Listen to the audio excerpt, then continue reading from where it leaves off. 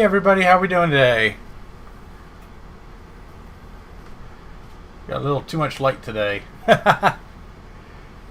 So, what's going on today on this wet and miserable Saturday afternoon? I can't remember what time of day it is. Oh, who we got here today? All kinds of people. Of course, Steve's here. He's got to be here. Hello, Steve. Got Sad Mac, potato soup. Hey, welcome. I don't recognize you. Oh, you came here from Computer Clan. Oh, good. I'm glad that my name from Ken dropping my name actually did some good. Michael's Workshop, Mike Mullet, Retro Techie. Hey, this stream is for you, dude. Jay from the House of Moth. And that's about it. So, no, I am not turning on the air conditioner today. It's like 50 degrees outside right now, and it is about downright cold because of it being damp. Actually, I turned my air conditioner off. So, yeah, it's not sunny and warm here. It's miserable here today. It's supposed to be miserable tomorrow, but it is supposed to clear up for Monday. So, Jay's going into a Harbor Freight. Oh my lord. That is like one of the absolute worst places that anybody working on anything can be. So, oh god. Leave your phone in your car, lock it up. Oh, and just for the fans, here's a floof. Prada says hi.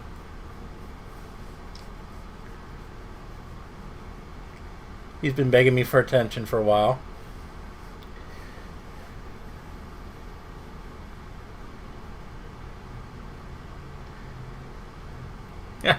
If you want a signed Rifa, text me your address and I'll be sure to send it out to you.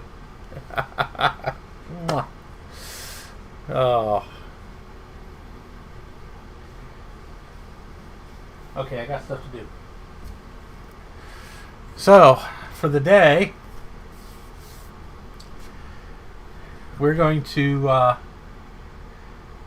play with the Mac Plus, which most of you should be somewhat familiar with. If you're not, make sure you check out my previous video where I did a little clip of my last live stream where this Mac exploded live.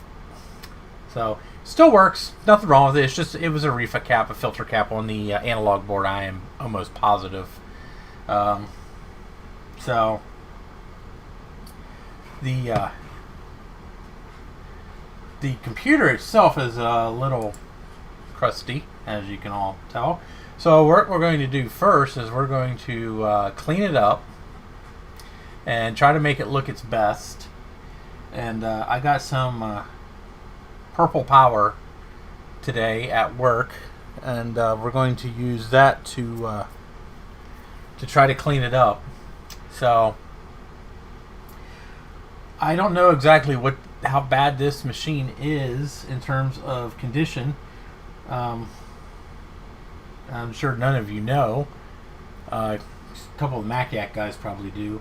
I used to be a very, very heavy smoker, and this computer was always on display in my office. I never actually used it. I never had a keyboard and a mouse for it, but I knew it worked. So, and it still works. So, it'll be interesting to see exactly what this thing looks like. To my recollection, I don't think I've ever opened it up either. So I'm not even sure what's in it, like in terms of memory. So, yeah, Steve ran away screaming, that's for sure. Well, I didn't really scream, but you know, close enough. Hello, Trina. How are you? So I'm just going to give it a quick. It's filthy and pretty generally gross. I'm sure you can see how bad it is. So this thing's been sitting for years.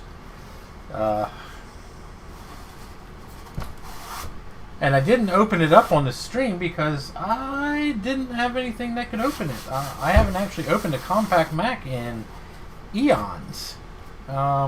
So therefore I didn't realize that I don't have a Mac cracker. But guess what? Now I do. Good old Snap-on delivered me one yesterday. So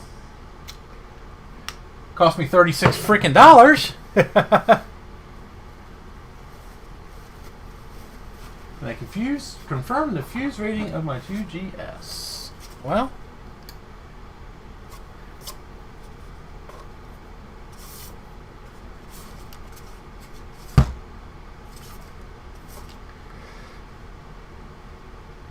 it doesn't specify, so now you're going to make me open it.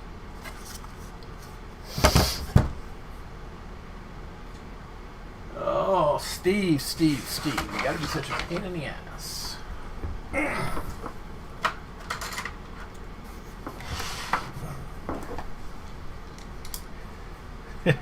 Yes, always live long and prosper. Whoops. The hell? Oh, that is not the right. Not by a long shot.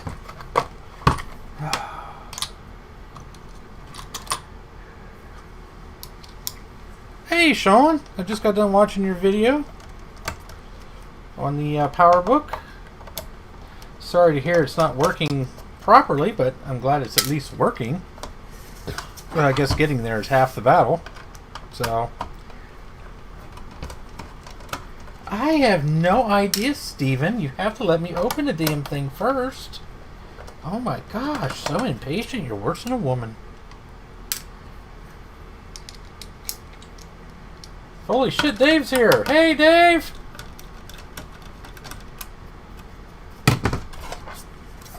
Alright, I think it's so. I've never played with any of these power supplies. Oh, that's just a ground mode. Okay. So. Oh. Need a flashlight. Where is my flashlight? Oh, gosh. My toolbox is an absolute disaster.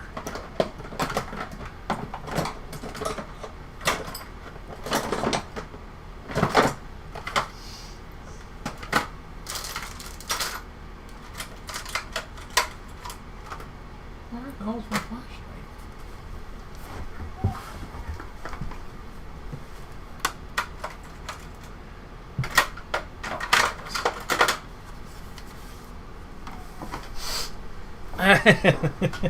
Now I'm hoping it's not too shocking.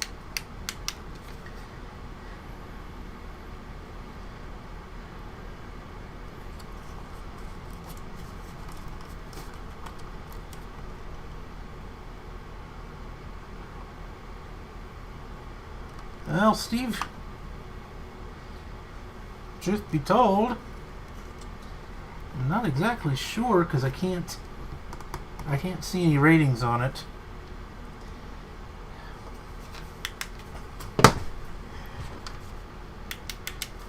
Oh, here it is. 1 amp, 250 volt.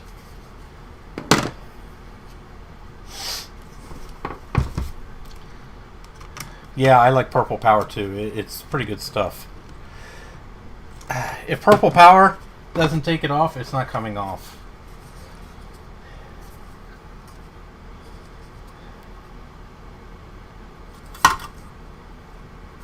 Crap, now I forget which way I took this off. Oh yeah, I guess.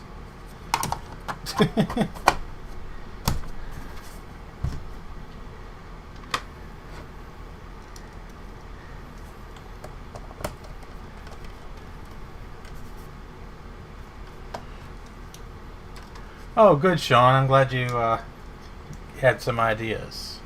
Yes, I did work today, Trina. That's why I'm in my uniform. And I'm too lazy to change. So, sorry, I was just I was cracking open my 2GS power supply quick for Steve because he couldn't wait till after the stream to ask me what kind of fuse I needed for it. You know, that sort of thing. He's impatient.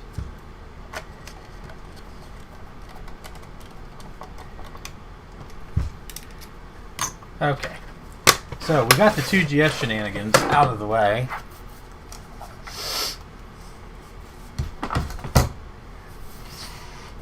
Alright, so let's see how filthy disgusting this thing is, because I guarantee it's going to be nasty.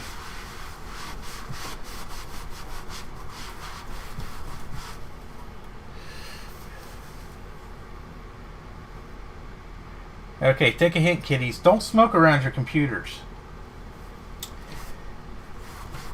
Learn a lesson from me. Actually, better yet, don't smoke at all. That's even better.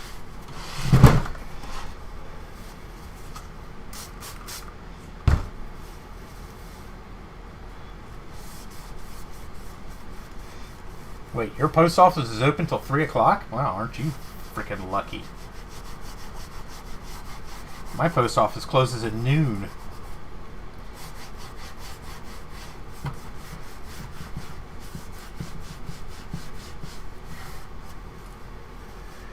Yeah, this thing is definitely... This thing is disgusting.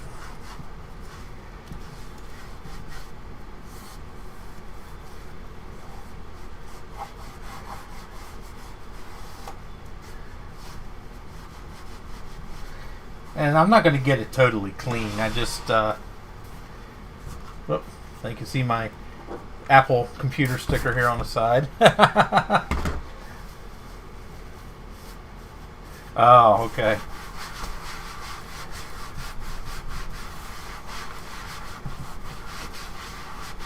think the only post office around here that's open past noon is Harrisburg, and I refuse to go into downtown Harrisburg to mail something. So I look at it this way: I don't need to mail it that damn bad.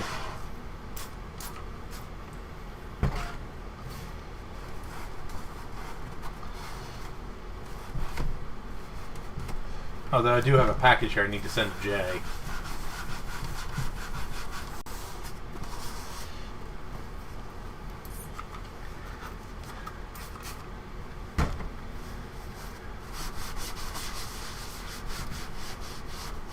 And I have one I need to send to Trina too, as soon as I get some extra money.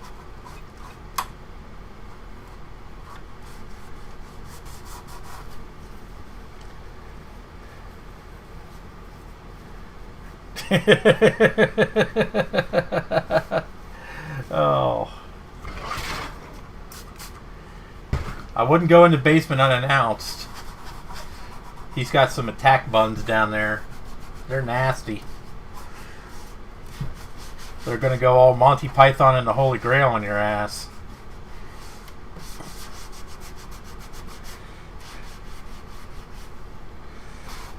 There, that's better. At least now it's not disgusting to, like, terribly disgusting to touch.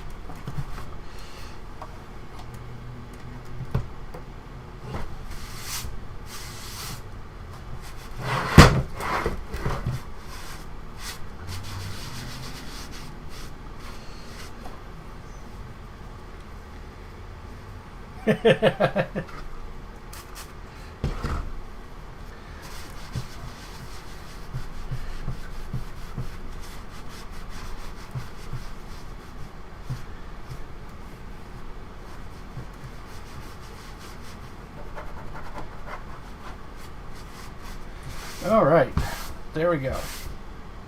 It's better than it was. It's not perfect, but it's better. What I really need to do is to totally strip it down to the plastic.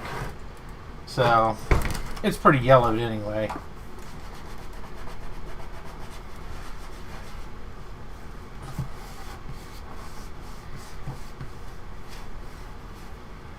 Oh, there we go. Alright, let's throw this away. Oh, it looks better at least. So let's get the... It actually wasn't sticky. It's just gross.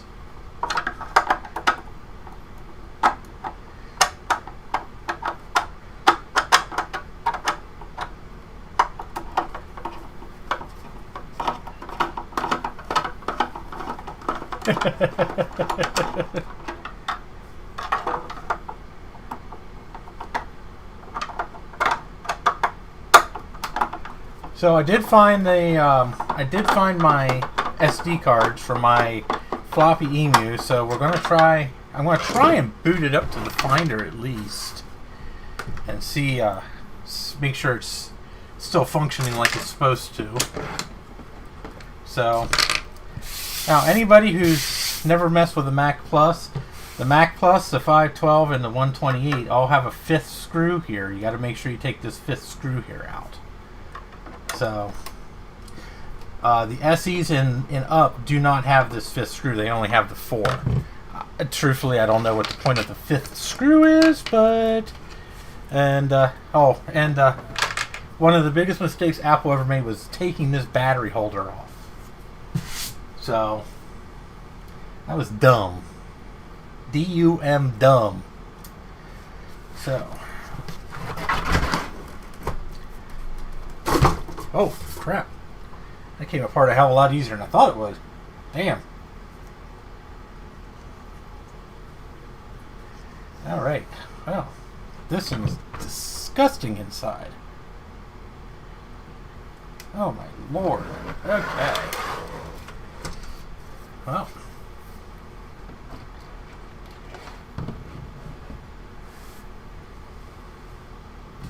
Alright.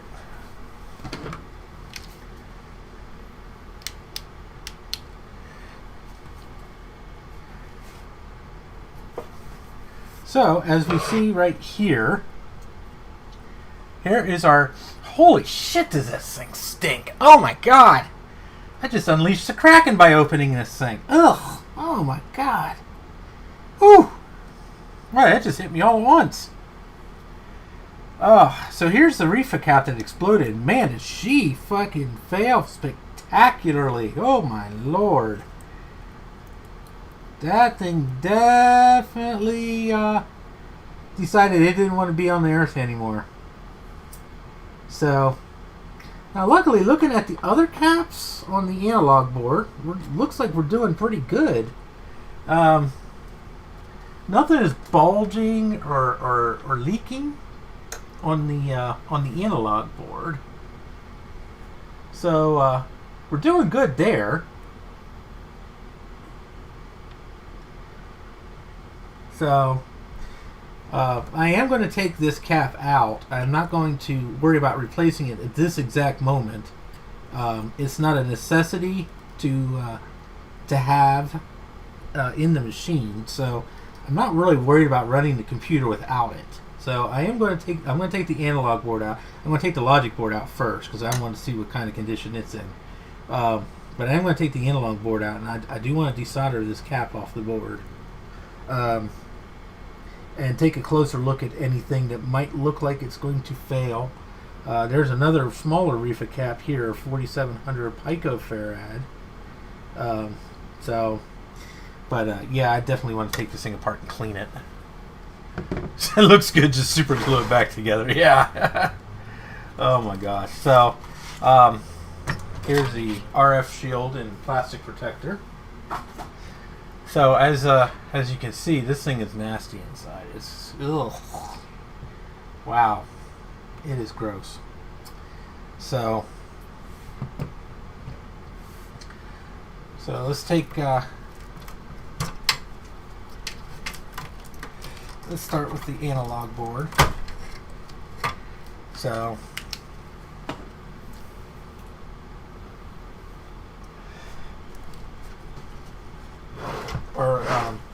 sorry, not the analog board. Let's start with the logic board.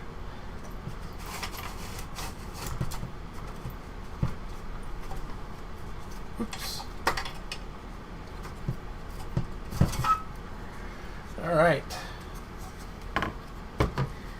Well, it's not quite as bad as I thought it would be. It's filthy dusty, but it's not too bad.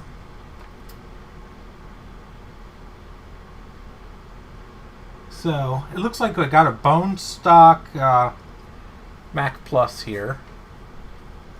Looks like 256K RAM sim, so it looks like a 1 meg machine. Dusty, but nothing seems to be terrible on it. I mean, this does have a bunch of axial electrolytics, no SMDs though. So worst case is I could replace these, no big deal. And of course, here's little bits of the reefa cap there and there from when it exploded, and there's more bits down there. It's kind of hard to focus. So yeah, I was a pretty heavy smoker. So the inside actually isn't bad, and I think part of the reason for that is the fact that, one, I never used this computer. This was strictly a display piece. And two, it has no fan. So that is probably part of why this thing is not too terrible. It's just really dusty in here. It's not too terrible, actually. It looks a lot worse than I thought it looked worse than it actually is.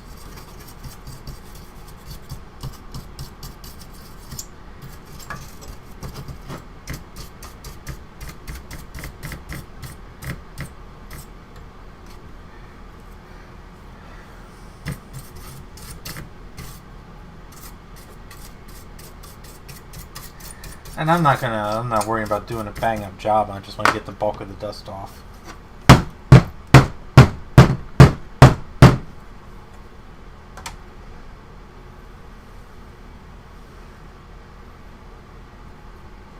No, but I did a pretty good job smoking my lungs.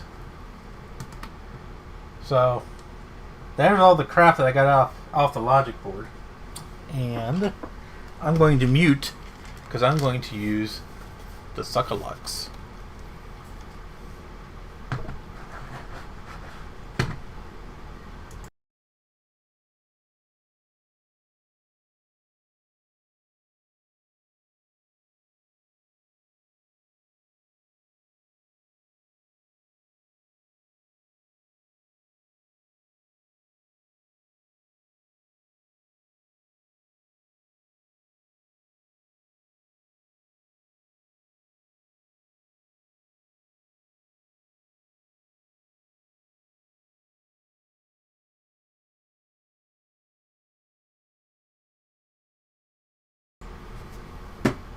Alright.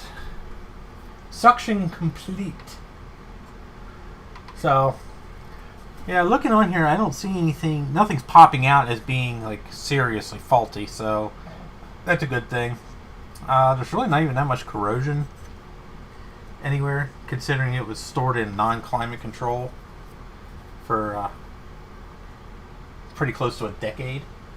So the next thing we want to accomplish is I want to get the floppy drive out, because I guarantee you that's going to need service. And this is assuming it even works anymore. Yeah, it does suck. The thing sucks pretty well, actually.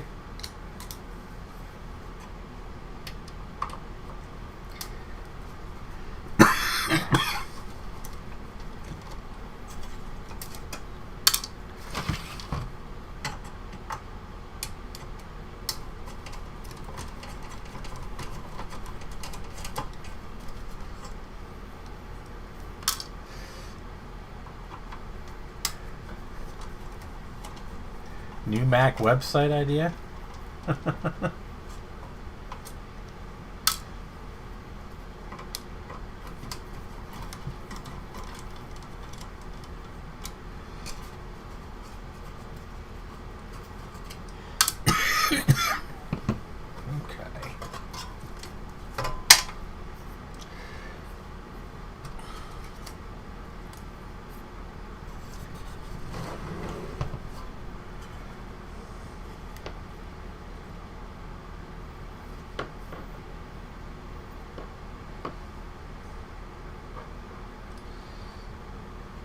So the good news is it still seems to spin free.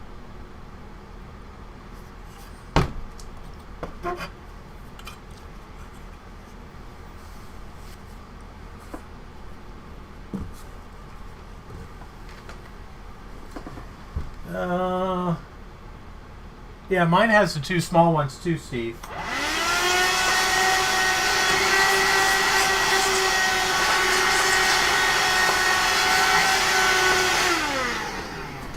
The one reef is actually kind of hiding. I didn't see it initially. It's underneath the one of the transformers.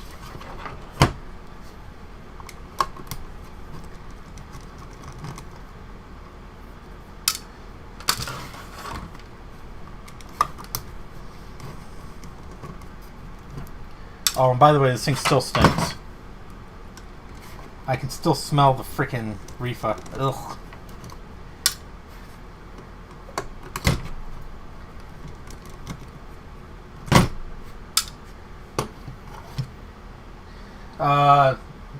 It's the same floppy drive cable as any other Mac. It's the what is it, 14 pin? 2, 4, 6, 8, 10, 12, 20 pin, yeah. It's the same as any other Mac. There's nothing special about. There's nothing different between the Plus and the other ones. Even though this is only an 800K mechanism, it still uses the same cable. So.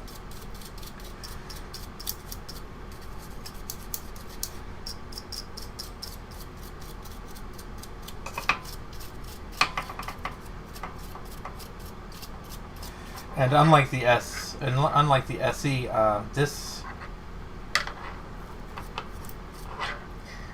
this model cannot support a super drive or a high capacity drive, so you're stuck with the. Well, that was interesting. What the hell did that come from? Huh. So I just got this piece of metal fell out of the drive. I have no idea where this came from. I think it might have came from on top of the head. Oh yeah, it did. Okay. Huh. That's interesting. Oh, okay. Yeah, these are specific to the Mac, Trina. There's no equivalent to them. But you can take you can make them if you have the end connectors. You can make them.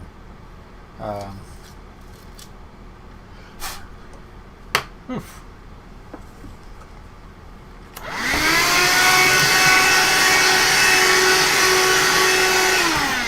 Now you guys have to remember, this computer's been sitting for 8 years at least, if not longer.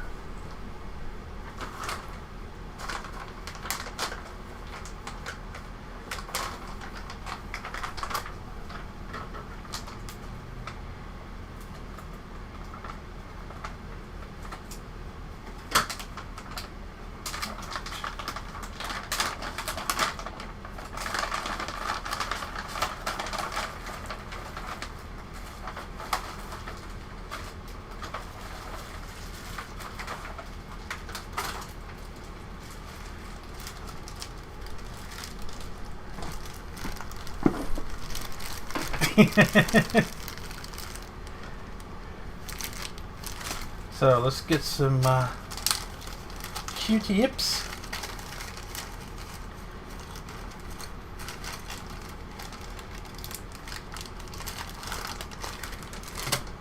And oh, where's my alcohol?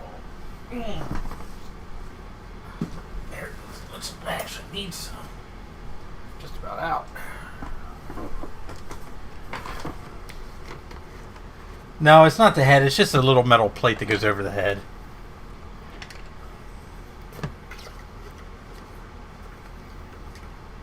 I think it's supposed to protect. I think it's supposed to protect things in here.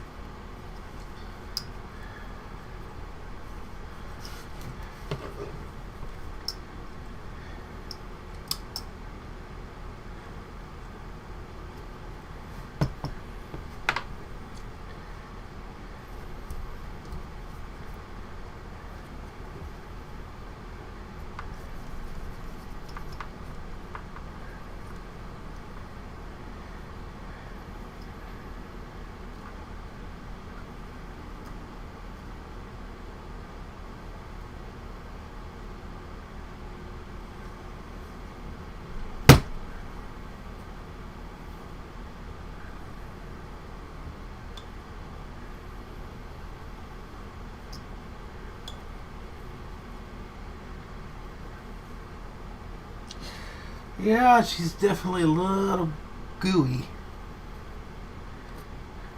to say the least.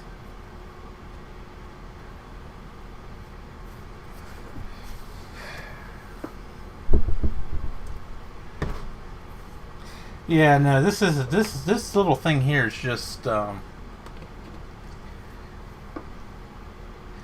it's just a plate. I don't know if it's I don't know if it has a real purpose. It's supposed to go right there. I'm thinking. So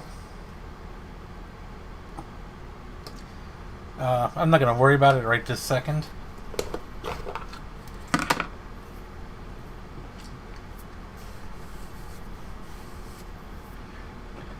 Yeah, I know. I barely have any left.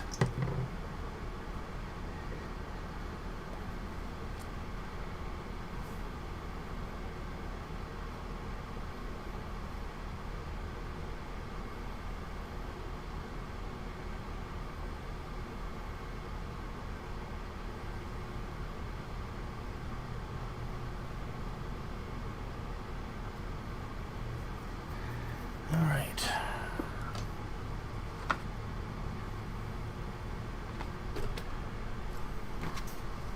Yeah. I'm trying to think if I have any glue here. I don't think I do. I'll have to get some. I'll have to get some super glue or something. I don't have anything. I don't have anything here. And truth be told, it's kind of low priority at the moment.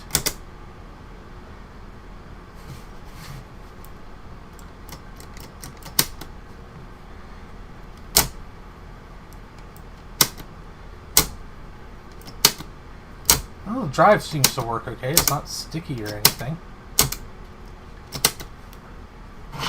so that's good. Spindle motor's spinning okay. There's no corrosion on the board. So, of course, I'm sure that the moment that I put a disc in and try to eject it, it's probably going to break the gears. But, you know, that's such is life, unfortunately.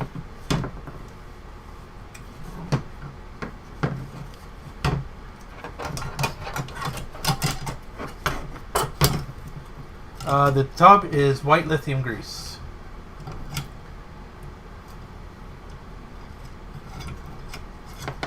I putting this in the right? Oh yeah, there it is. No, maybe? Yes.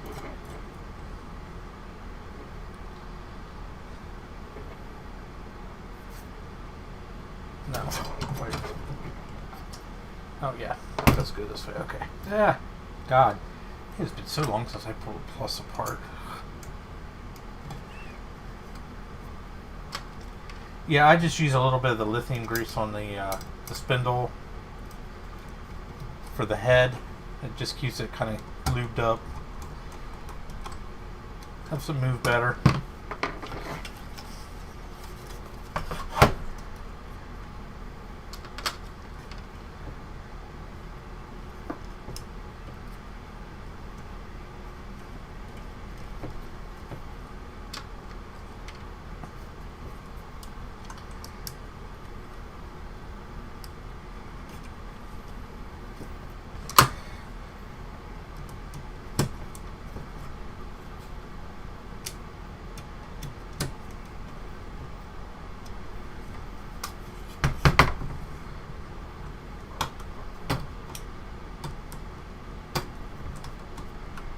Alright. There's the floppy drive. Now let's get to the fun part.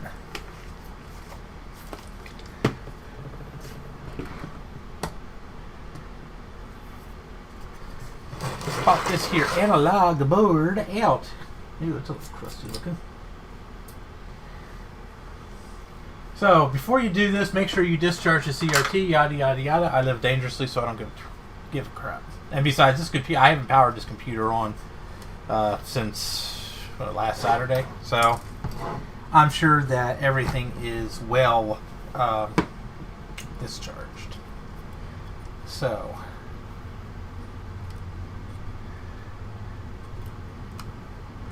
And I'm trying to think of the last time I actually pulled an analog board out of a compact Mac, and you know, I can't even remember. It's been a very, very long time, to say the least. I have a boot disk. I don't know if it works. However, I did find... I found my SD card for my floppy emu, so we can boot it off of that.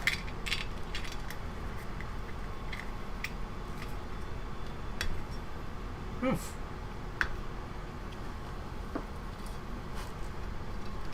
There we go. Alright, now, let's where are these little suckers at? There's one.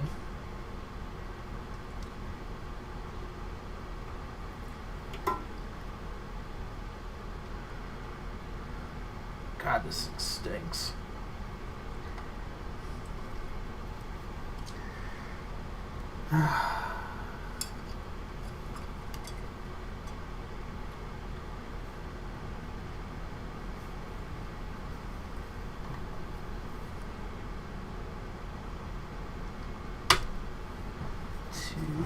Should be 3 or 4 of these things. There's 3. Let's just hold the protector on.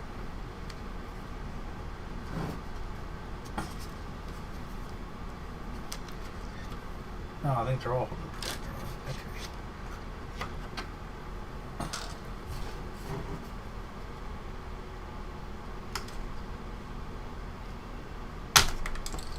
And that one went flying.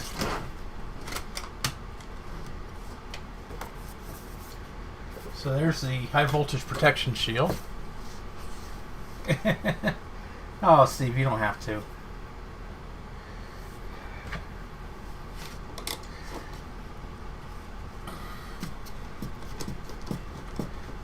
I'm really not even too terribly concerned with replacing this. Because, truth be told, I mean, I don't foresee myself really doing much with this machine in general. So,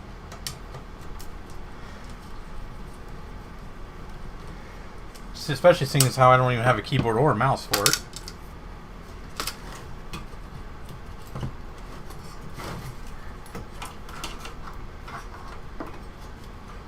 Oops. Forgot the deflection.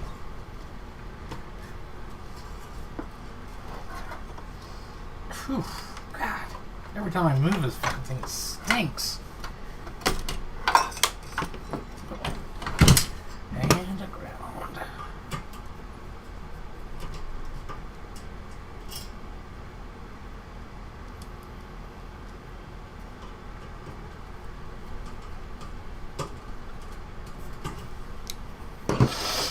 Check my texts.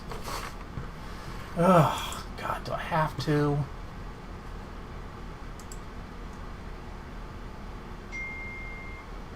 Yes, I'm going to say this is the same, Steve. I'll let you know once I actually get the analog board out, if you let me get the damn analog board out. Oh, alright. One analog board. So, move the CRT out of the way. So, now we have this out. We can actually get a better view of the damage here. It's just that one cap. Everything else on this board looks pretty good. I mean, it's actually pretty clean. Doesn't look like it's, you know, some of these analog boards get hot spots on them, and the board starts to discolor. And I don't even see any of that here. So that's a good thing.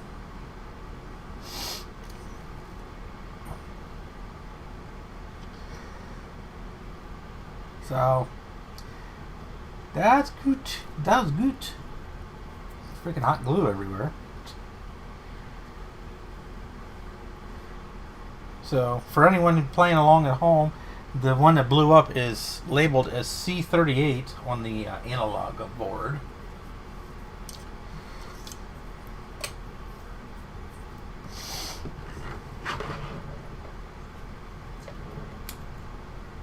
looks like it goes there and there.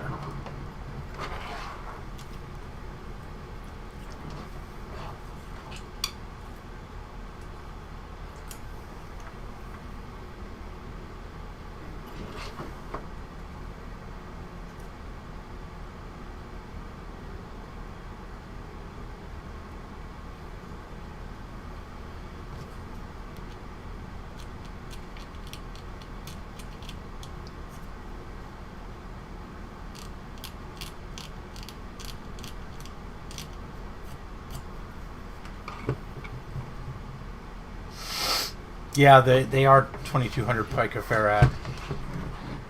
I'm going to take your word for it. The one that blue is a 0.1 microfarad X2 cap, because there's nothing left of the cap to look at to identify it. But I'm sure that's what it is.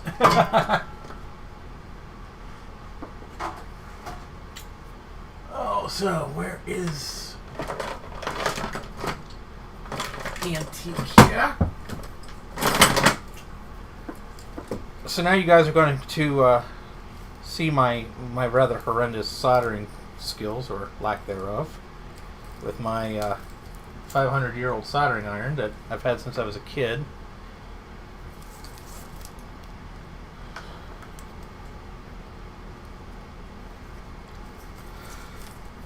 I do not do this professionally, or even claim to do this professionally.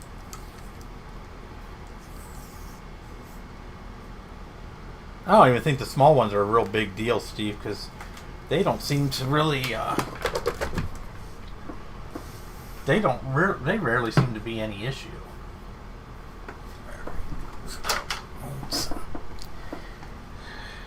And I do this so little, I don't have, like, the super professional stuff that Steve has.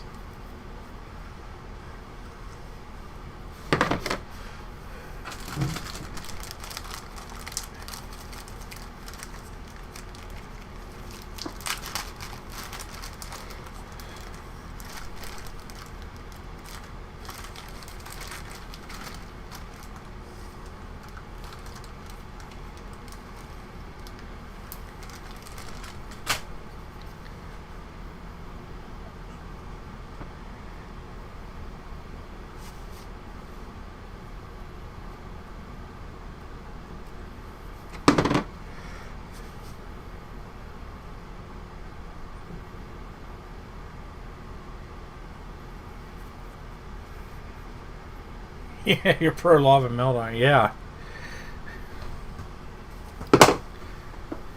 Well, see here, mine's probably from the 70s. So, you know, it works though. I mean, it actually works really well. Oh, where is my solder? I think my solder is probably from the 70s too. So, this is Vanco brand rosin core solder.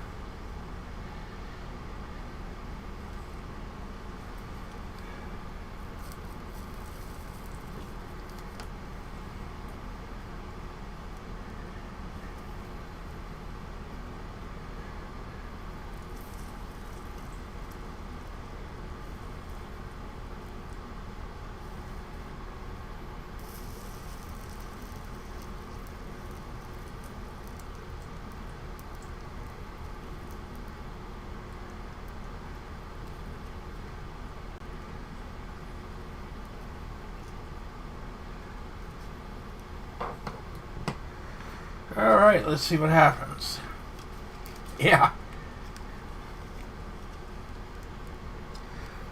I think the solder's almost as old as the computer is, to be honest with you.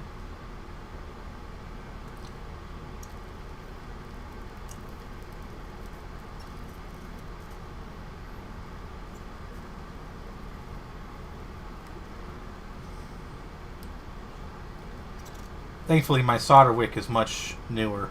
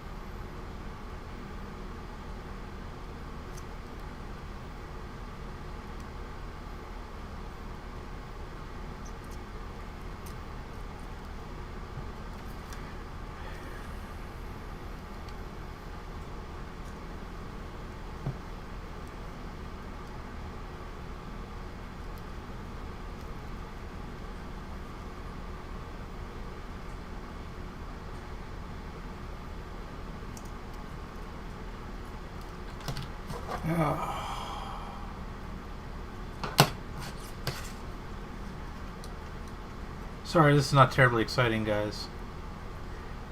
It's definitely not up to Reefa Cap explosion levels of excitement.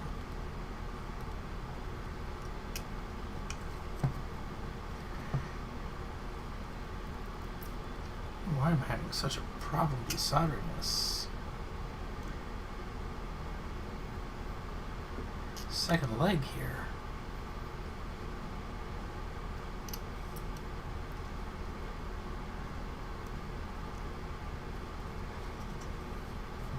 Come on. Pain in the ass.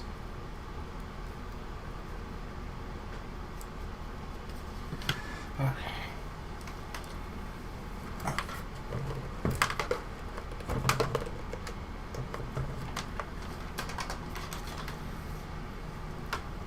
Oh, Dell Inspiron. Yeah. Not very inspiring, if you ask me.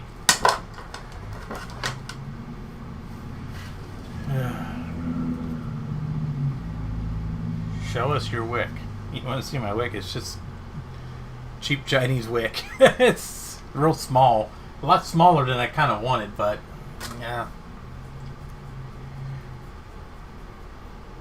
Yeah, okay. I'm not that stupid, Dana. Then again, this advice is coming to a guy who destroyed his Mac Pro board with a pair of pliers.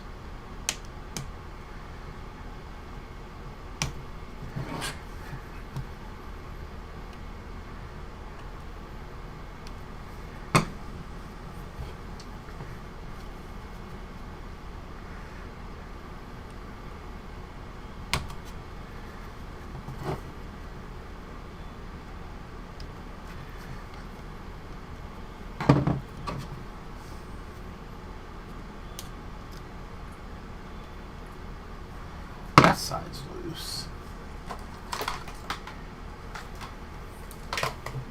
Yeah, now Dell Precisions are pretty nice machines. My brother actually has a Precision. I don't know exactly which model. His is a desktop, not a laptop. But it's funny because he has dual Xeon processors in his Precision.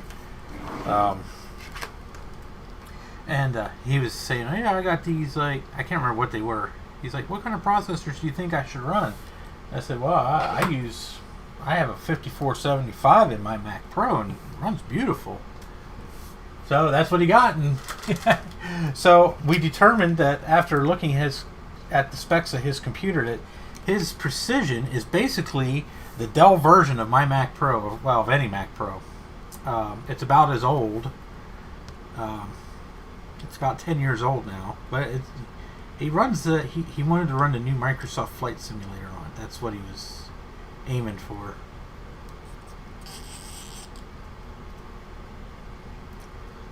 And he runs it, so I'm like, power to you, dude.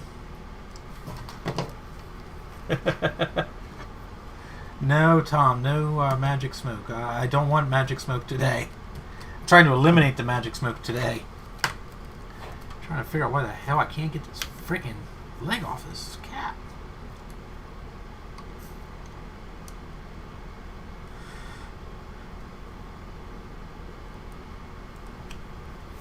Alright, now let's try some more.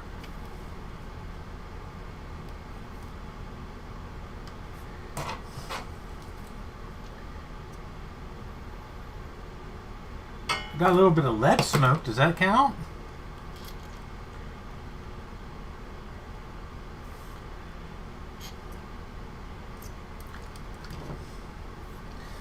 But none of the good stuff.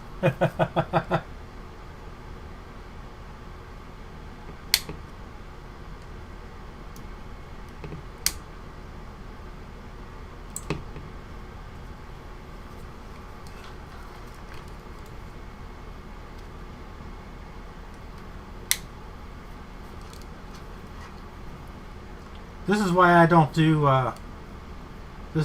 do component repair. As you can see, I am absolutely horrible at it.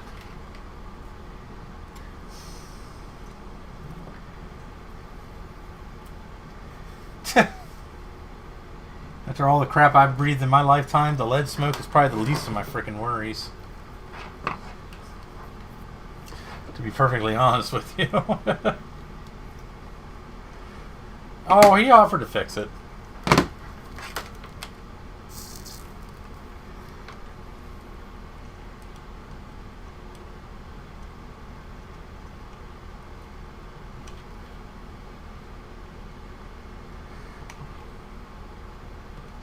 Steve didn't break it. It didn't need any help to break. It broke itself. It just did. And he said, oh, I don't want to be on this earth anymore. I don't want to be on this planet anymore.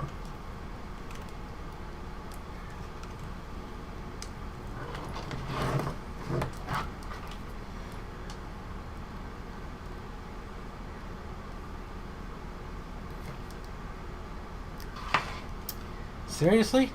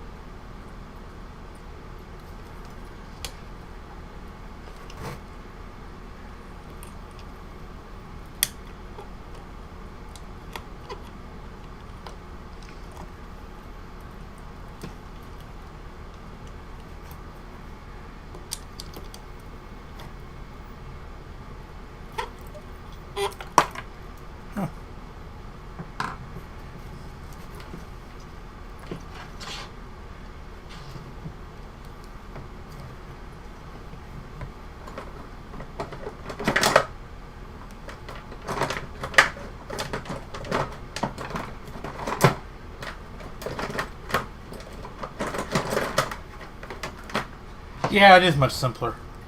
I like blaming Steve. Steve's fun to blame.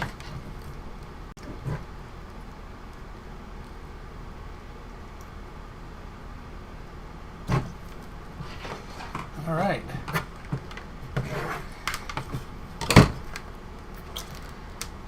One analog board, unrefed. Prada, go. Where did Ken go?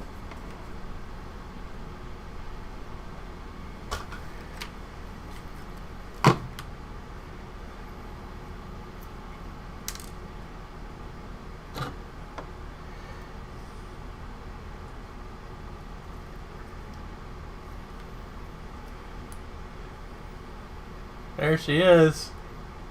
She really blew open. I've never seen one explode that bad.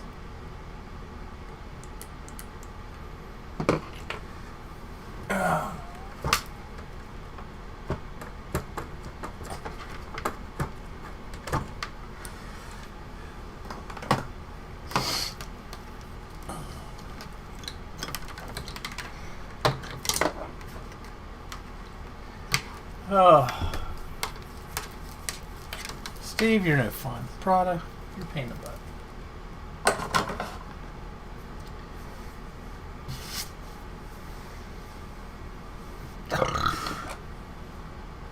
Yeah.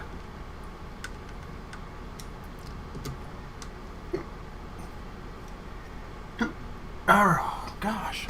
I got the hiccups all of a sudden.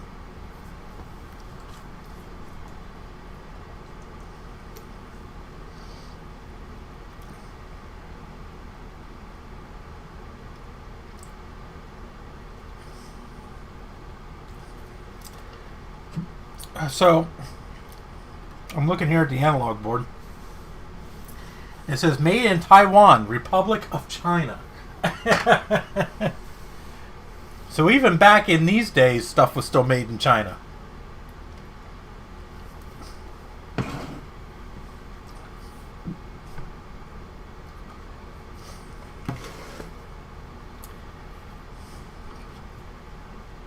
So, alright. Let's do some reassembly. Maybe I ought to clean this out a little bit inside.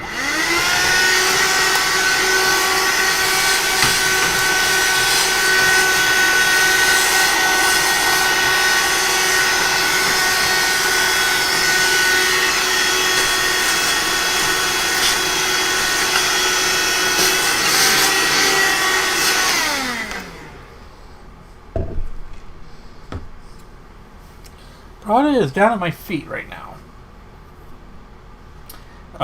Surprisingly, any other time he's usually up my ass, but he's actually down at my feet right now. At the moment, I can't find Lydia.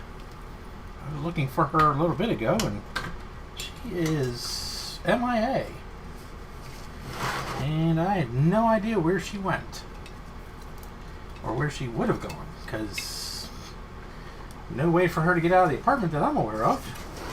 So I gotta find her fluffy ass later. Hopefully she's underneath the dresser or something.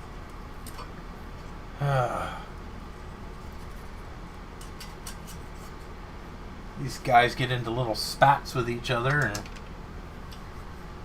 then they start acting stupid. So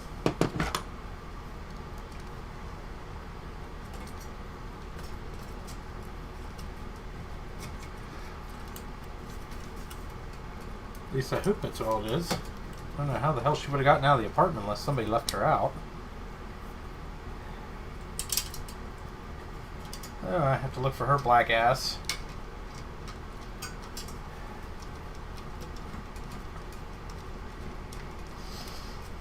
No, I feel like I have a cat up my ass.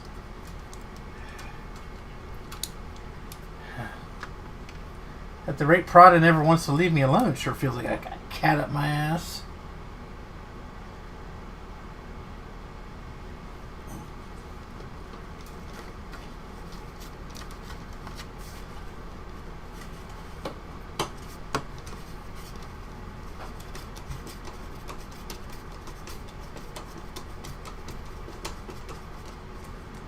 Alright.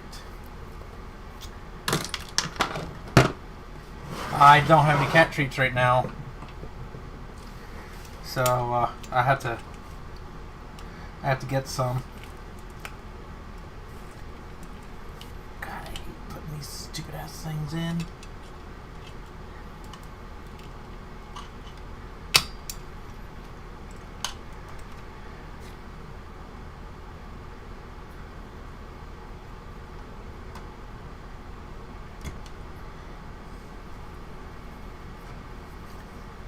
I have no idea. Don't ask me why he's named Prada. He was named Prada when I got him, and we just kept the name because he comes when I call Prada. So I thought it was prudent to keep his name the same. I don't know where he got the name. The people I got him from were the same way. His name was Prada when they got him from one of their friends. And so I just never changed his name. So I'm kind of one of those ones that if a cat comes to me with a name, then the cat keeps the name. So Shadow.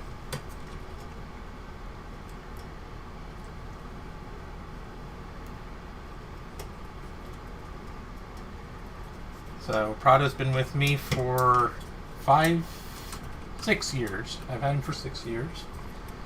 He's about 10 years old, I think.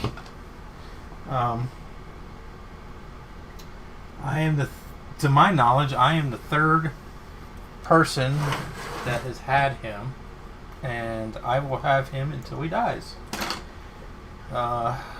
Because that's the way I am. It's typically a one-way trip into my house. The only other way any of the cats are leaving my house is if they pass away. So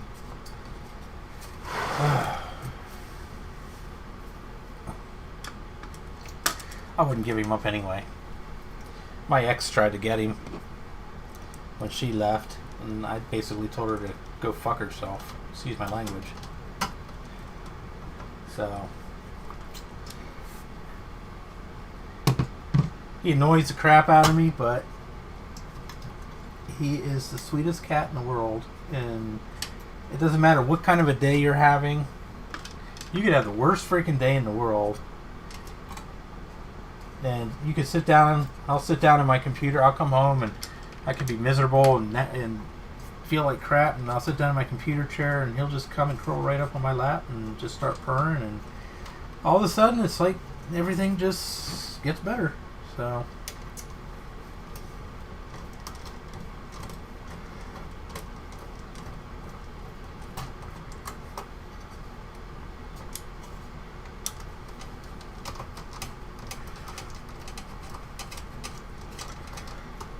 yeah, people, it kind of,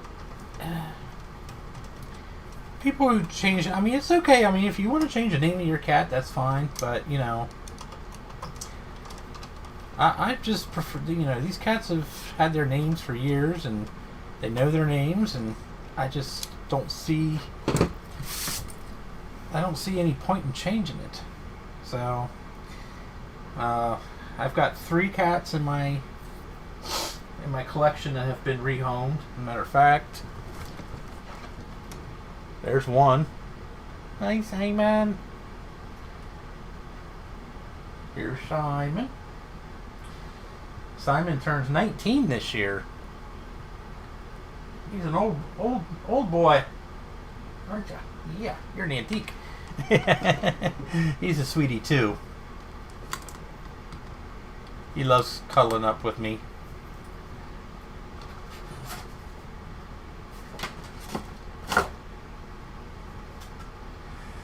And then there's Lydia. I have Lydia too.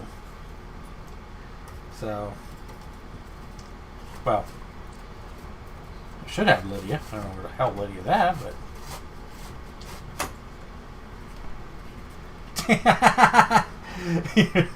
it's funny. You rename them yearly just to keep them on their toes. That's a new one.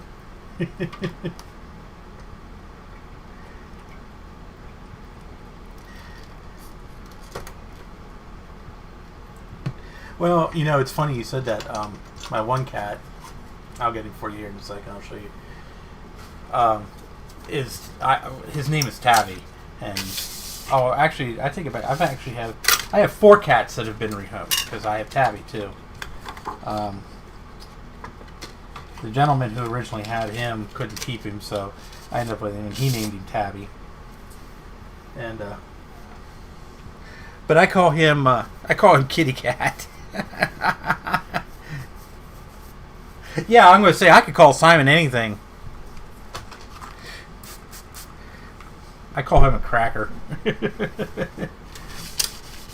Or old man.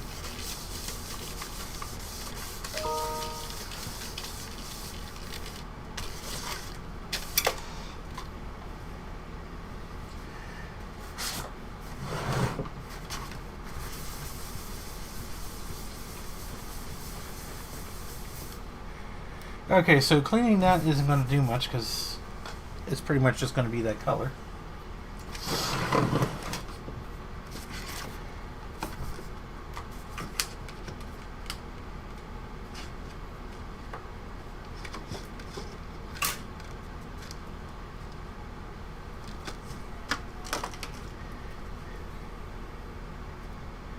Yes, Simon is 19.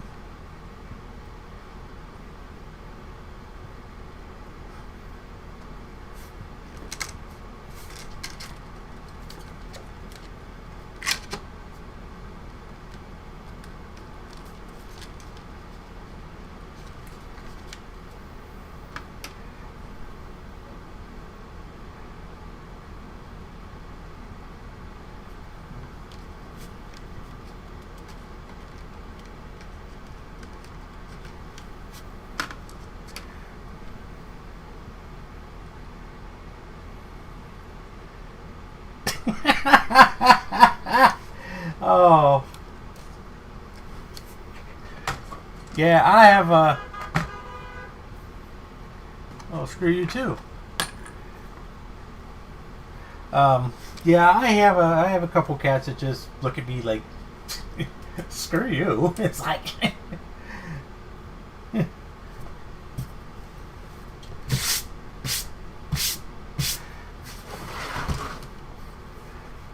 It's like, I don't care what you call me, as long as you feed me. That's the way Midna is. I talk to Midna and I call her by her name. And she's very antisocial, even to me. I'll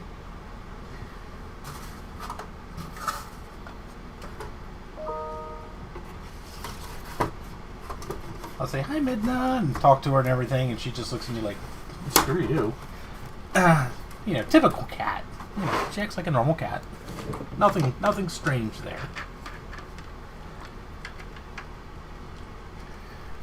Okay. I'm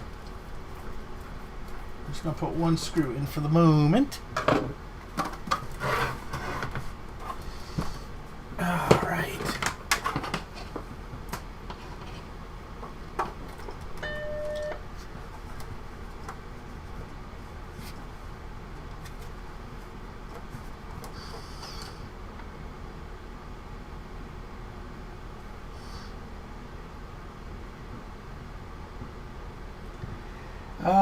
Something tells me I forgot to plug the deflection in.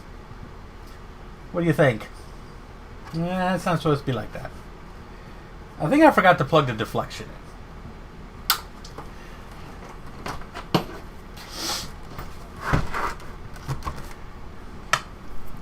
Yes, I call Simon a cracker. If you don't understand what that term is, I'm not going to explain it. Just look up slang.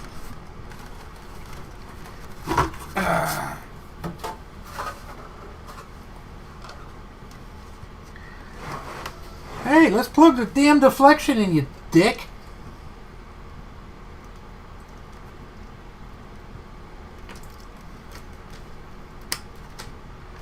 Okay. We have deflection. I'm deflecting my feelings.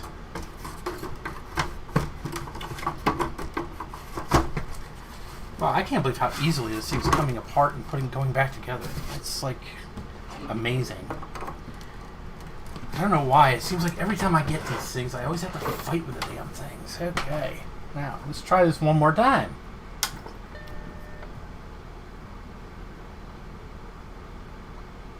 Hey! Holy shit. Okay, so. Now. I do have a 800K boot disk here. I think it's got System 7 on it, so we're probably going to be pushing our luck even getting it to boot.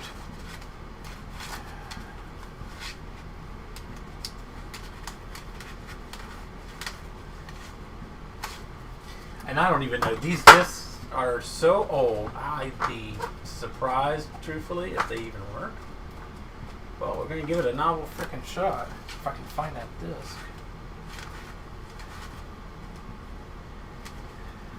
7.0 disk tools.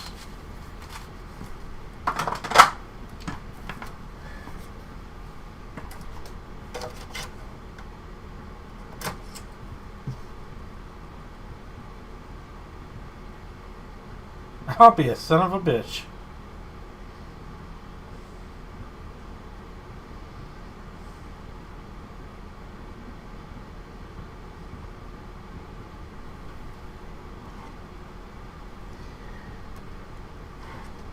I'll be right back. This is going to take forever to boot, assuming it boots. I'm laying bets it won't.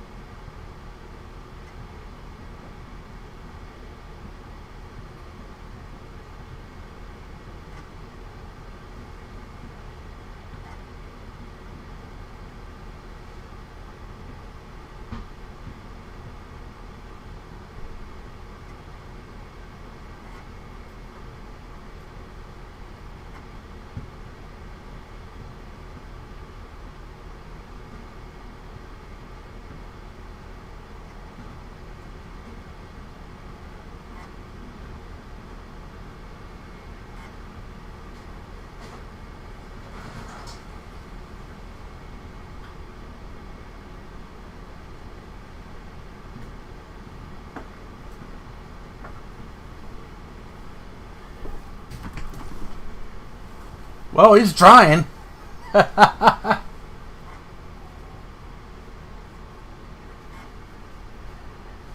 hear the disc is reading. I doubt this is System 7, which I think requires 2 megs of RAM. So the chances of this actually booting is pretty slim.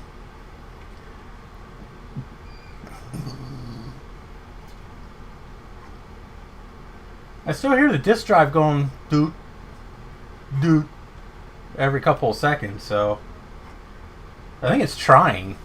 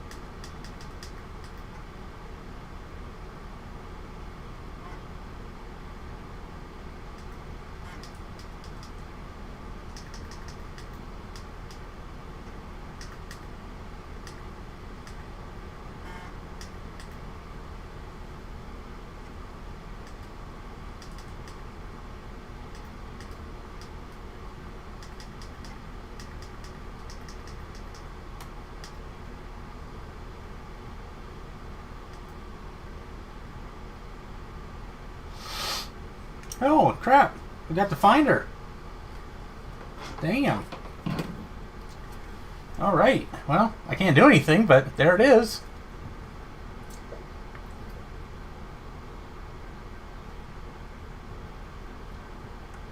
So at least we know it's working. Now I set my floppy emu for a hard drive. I don't know if it's going to... I'm going to have to pop that disk out manually because I can't eject it. Oh, let's see here.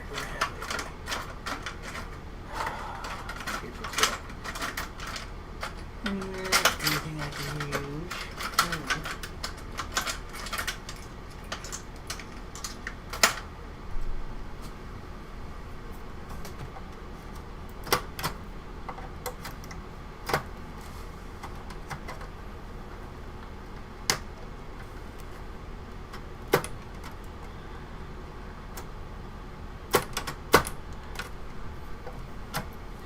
Oh, it's not quite long enough.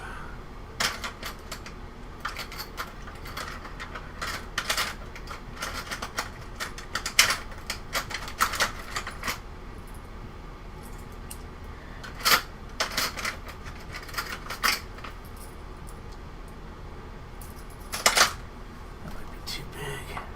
Yep.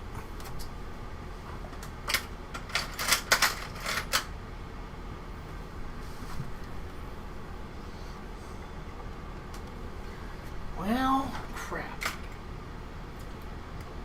Where is a paperclip in here?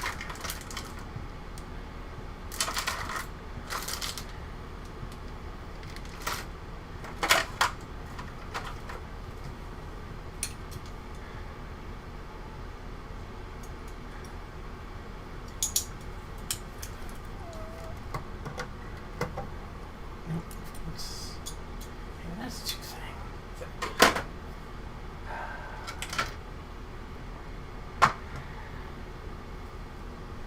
Alright, well,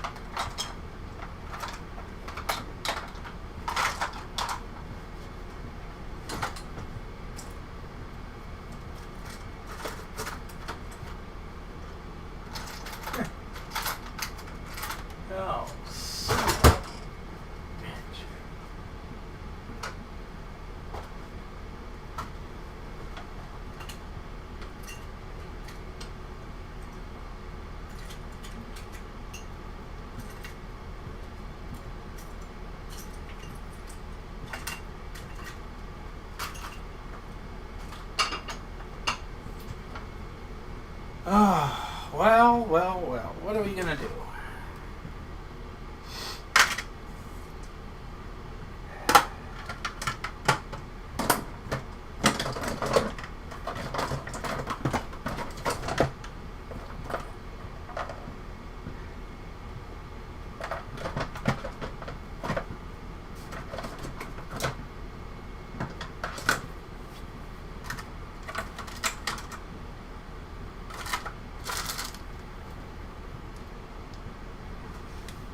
I know I used to have a paperclip here somewhere.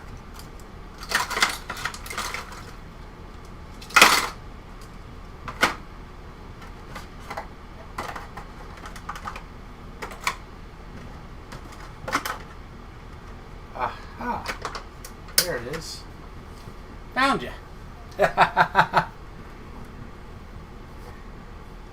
Hey, happy birthday. All right. Whoops.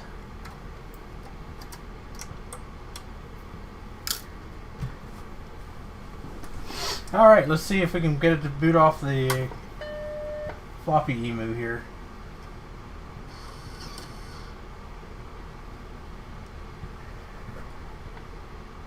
Yep.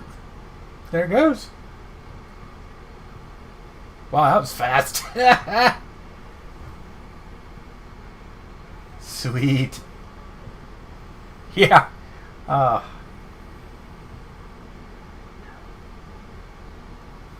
So I got it running on system 3.2 right now. I booted it off of my floppy emu using the hard disk 20 mode, HD 20 mode.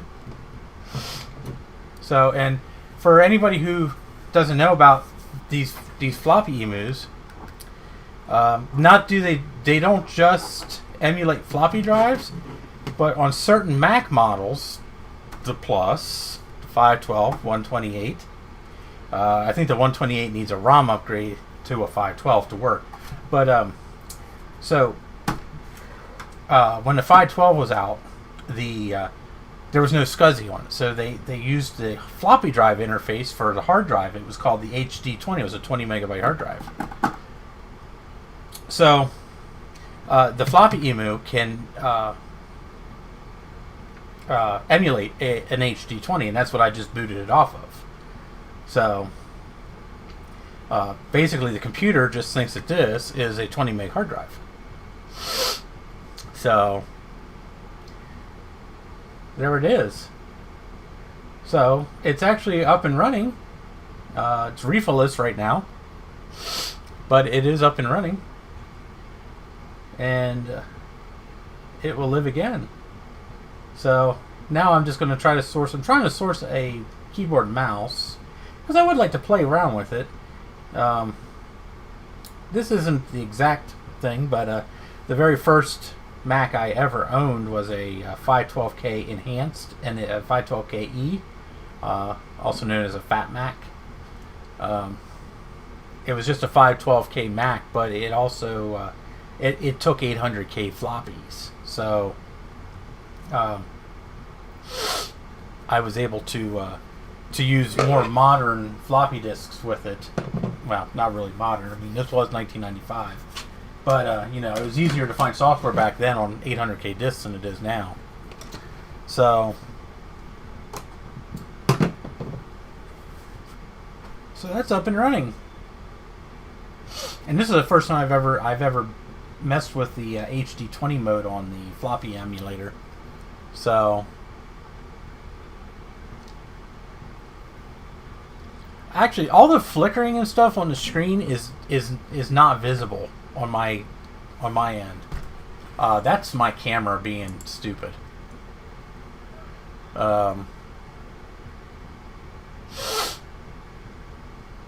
Yeah, that's just my camera being dumb. I think my camera is trying to sync to the refresh rate of the display, and the scan lines are messing with it. You see the scan lines and it starts going crazy. So I think that's just my camera. But you can run these without the refa cap in. It's just a filter cap. it's good to have. I'm not going to say it's unnecessary, but you know, it's not a requirement, to say the least. So, so it does live, which is pretty good, seeing as how it's basically been sitting outside, not outside, but it's been sitting in a shed outside climate control for at least 8 years. And probably hasn't been powered up in close to 10. So,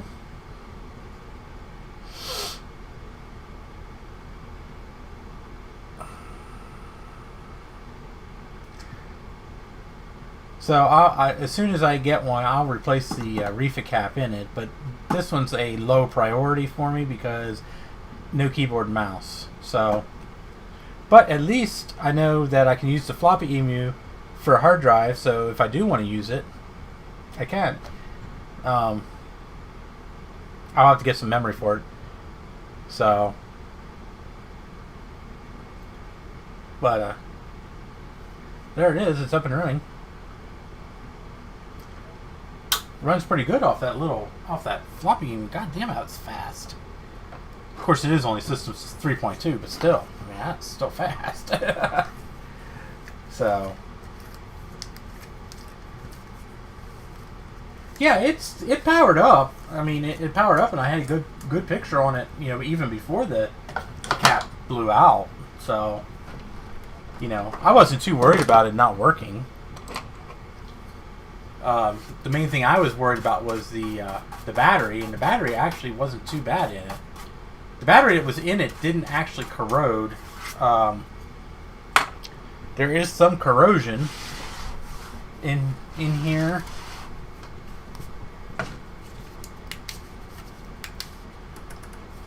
So there is a little bit of, it's kind of hard to see. There is a little bit of corrosion in here. It's not terrible. So, but it must have been in there before the battery that I took out was in there, because it's, you know, the battery I took out had absolutely no corrosion on it. So, but yeah, she's up and running, so that'll be a nice addition to the collection. Not the computer I really wanted to get from my ex-wife's house, but it'll work for now. So, and needless to say, it is the oldest computer that I own. So, now goes something a little different. So,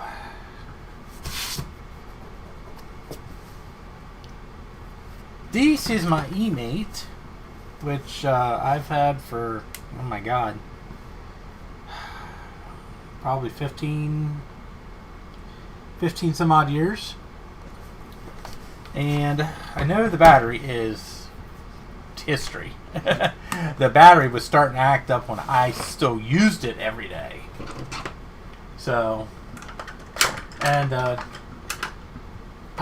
actually used to use this thing on a regular basis. I think I quit using it in 2003-ish.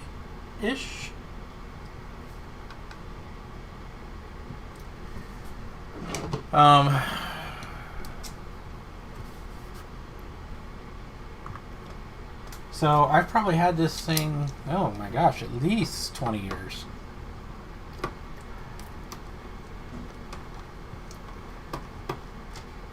And this is my only, this machine is my only Newton experience that I've ever had. I've never owned any other Newtons.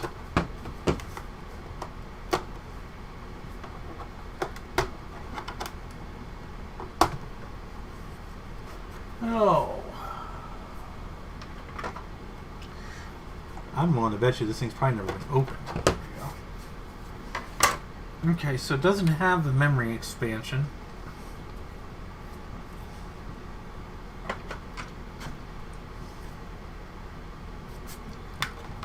So this is the battery.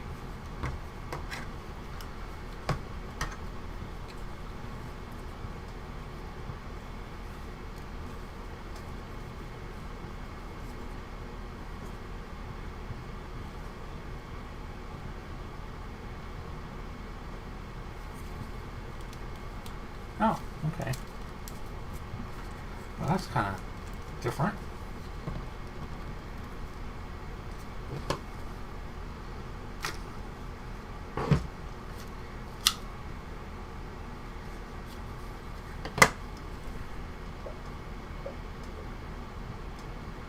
So this here is a genuine Apple eMate rechargeable battery. God, my camera sucks. Focus! Piece of crap. So this is a real eMate battery, nickel metal hydride. It's not swollen or anything, but I know it's no good. So I'll have to try to source one of these. This here, I might be able, if worst case is, I might be able to rebuild this. It doesn't say what it is. It's probably 6 volts. And so I'm trying to remember what these... I think this is the storage. And this is an upgrade here. Can't exactly remember. Where's my mouse?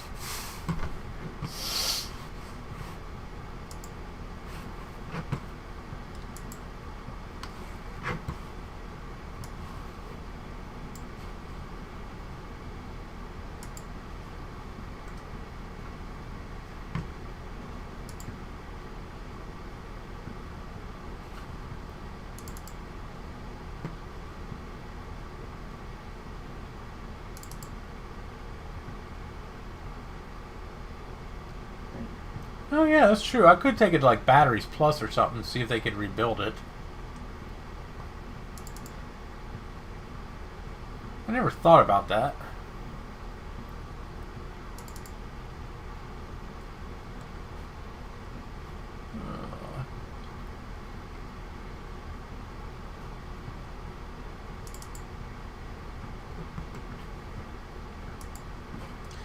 Trying to see if I have a service manual for the eMate, but I don't think I do.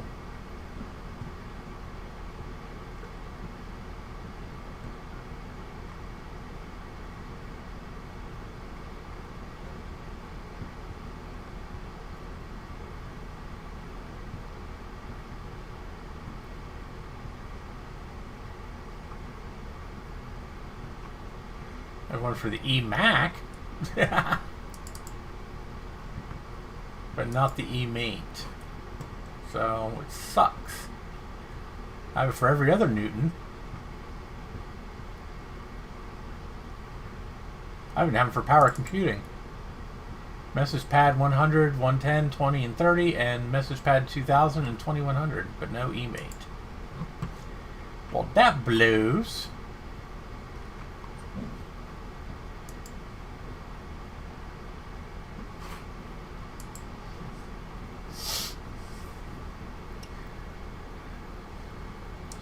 I'm sure I could probably find a generic battery somewhere.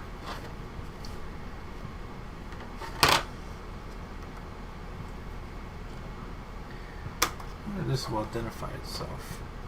Nope. It says absolutely nothing on it.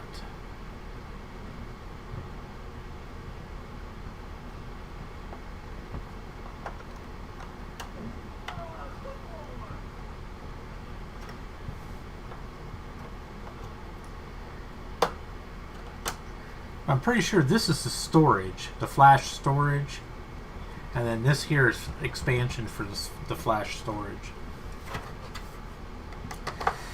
So, at least that's my guess. Anybody who knows about eMates, please feel free to correct me because I'm sure I'm wrong. I don't think you can upgrade that quote-unquote RAM. I don't think there's really RAM to upgrade. Of course, once again, I could be wrong. Maybe there is.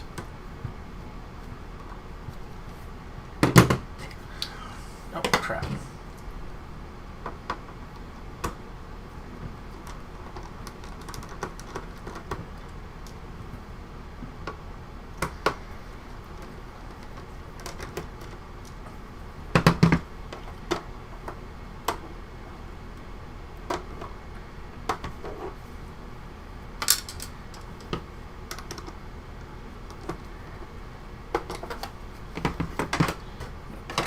in there so it doesn't get lost.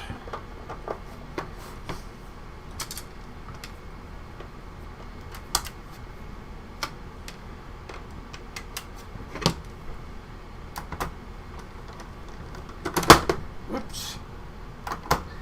These things are awesome because these things are like bulletproof. These damn things, I mean, you could drop these off like a freaking cliff, and I think they'd survive. They're built so well. You know, they're built like the proverbial brick shithouse. Of course, they had to be, seeing as how they were being used around kids.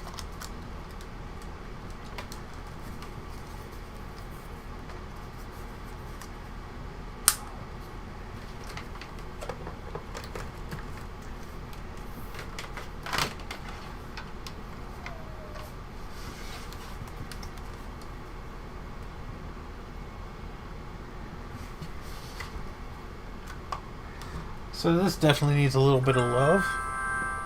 Hey, booted. Whoops. Let's clean it up a little bit here.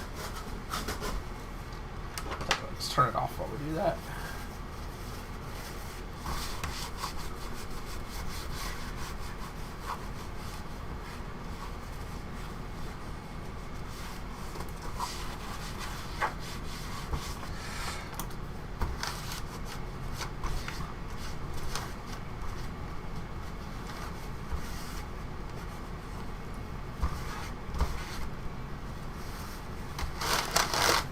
Thankfully, this thing's actually stayed fairly clean. Just a little bit of dirt on the screen.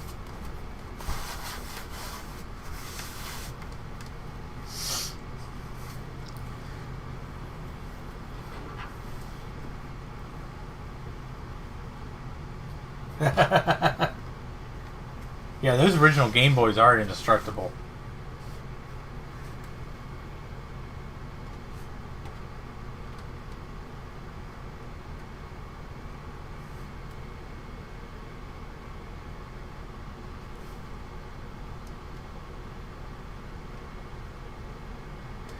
Now we gotta calibrate.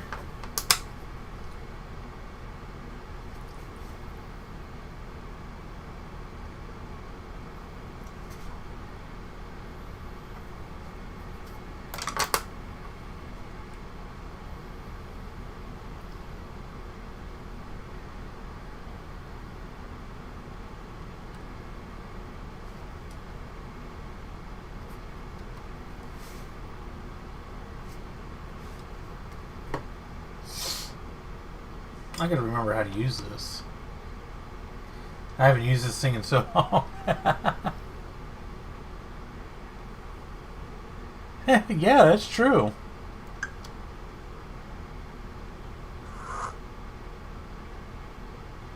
I never thought about those old phone, rechargeable phone batteries. They're basically the same thing.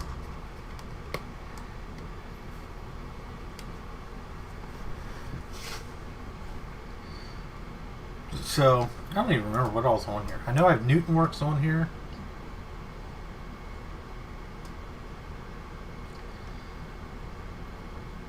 I seem to remember it. This thing did not have too much in the way of storage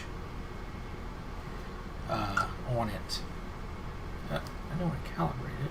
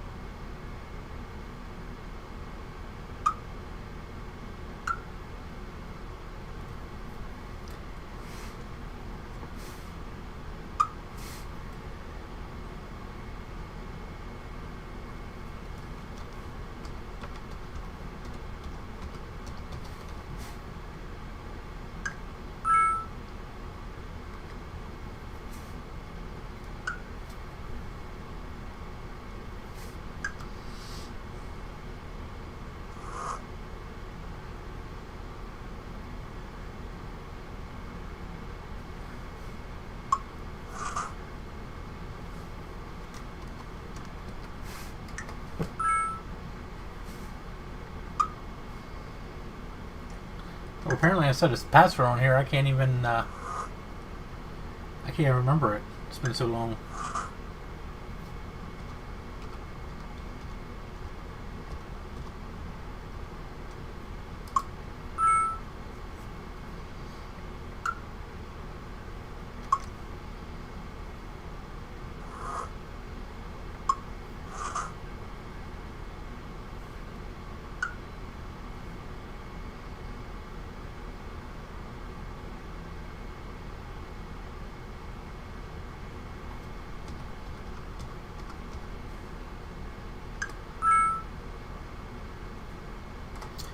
Well, I guess we're not going to get into that.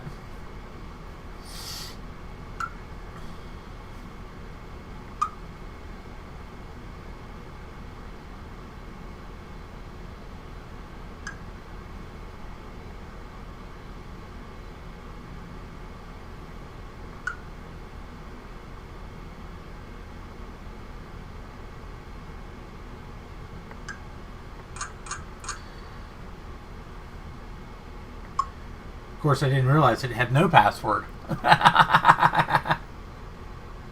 Hello. I'm going to go very action retro on this thing. Oh. So apparently I had a printer on here.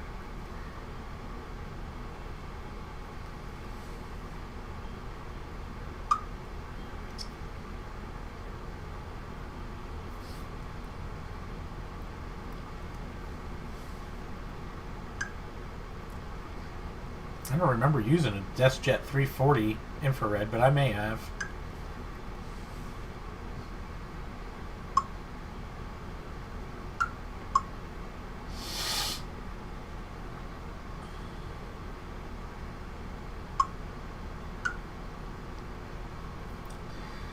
So I'm trying to remember.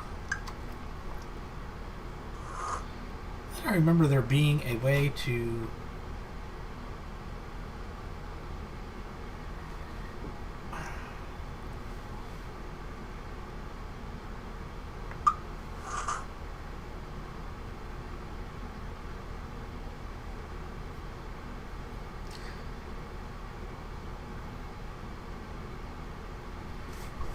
I remember there being a way of finding how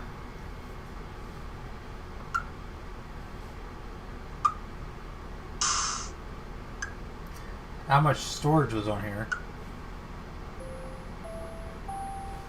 That's cool.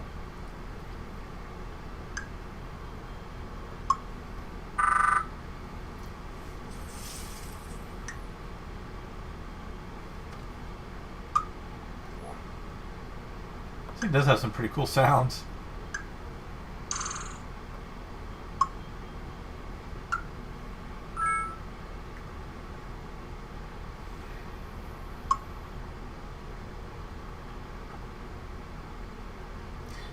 It's possible the only way I can do that is by actually docking it, and of course I don't have a computer here I can dock it to at the moment.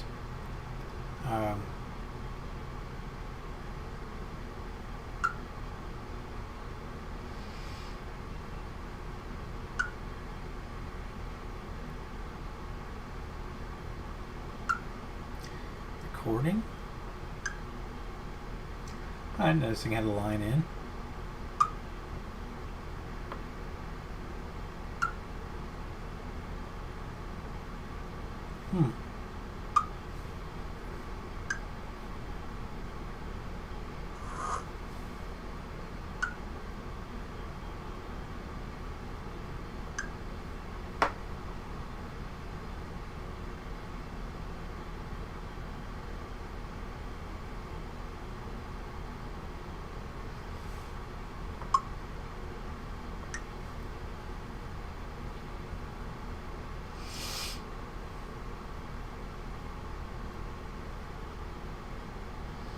Yeah. Yes, mine is a little hairy.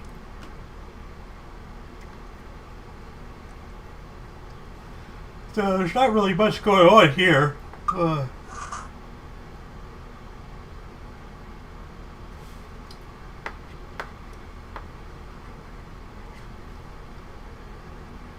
Wow, it actually recognized that.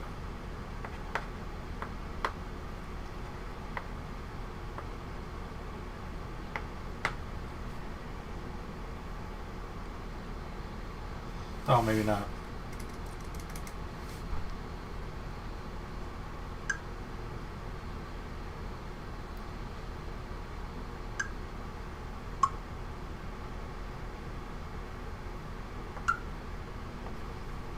This is cool. Every time you delete something, it throws it into a trash can. Oh my god, this is back from when I worked at Tom's.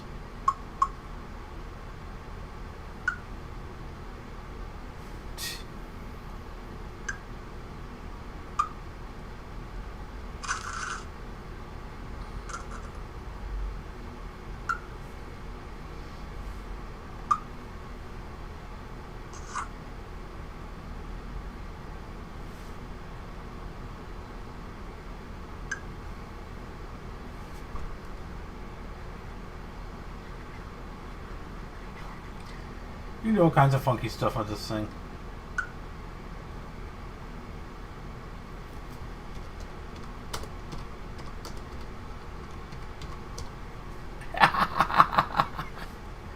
Yeah, there you go, Steve. You bring it over, we can have them talk to each other.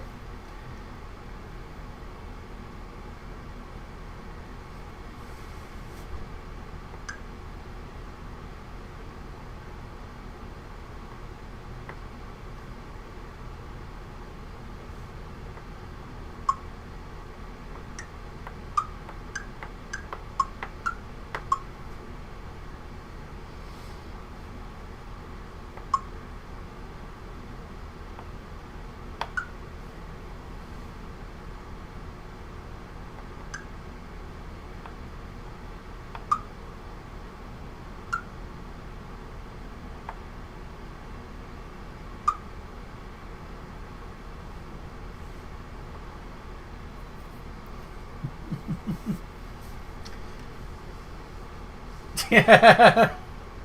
Sometimes, yeah, sometimes things blow up.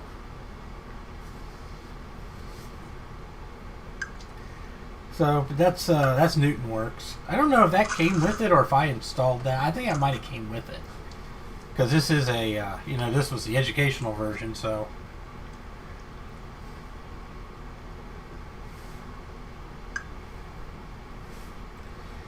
Works Prefs.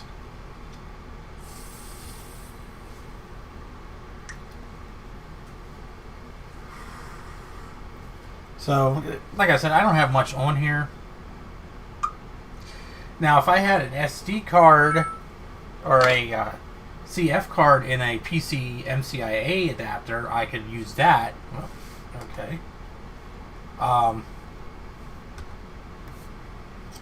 To transfer information, I can just copy it to and from the compact flash card. But I don't have one of those, unfortunately. So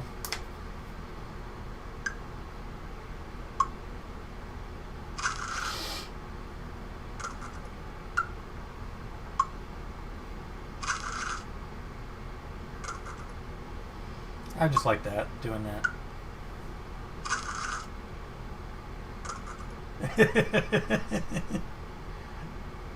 Yeah, the sound effects on these are pretty cool.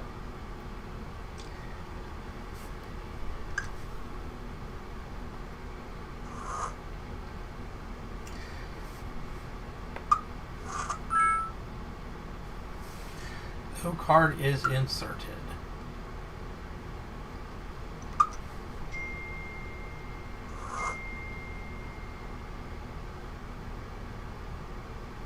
Formulas? Oh. Metric conversion.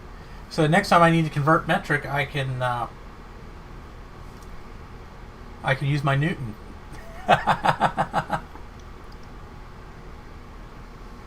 Yeah, I might have to do that.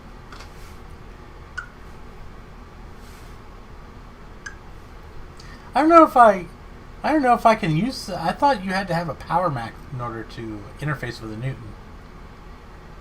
I thought the Newton software only ran on Power Macs. I'll have to look into that. I can't remember. But, you know, there's the eMate. I mean, it's not really much to really look at. It's a cool little oddity from Apple. It's a shame that Jobs axed it, because it was a neat little laptop sort of thing. I mean, I used to use the crap out of this thing. I used to use it when I worked for Walmart. I used to keep track of my stock notes and stuff like that on here, because I could carry this around, and you know, I could just hold it like this and type stuff on it, or I could just write right on the screen. You know, I mean, of course, you know, my iPhone can do the same damn thing, but my iPhone, you know, this is just way cooler looking than my iPhone. And the battery in these things, when the batteries are working, the batteries in these things last for freaking ever. Oh my gosh.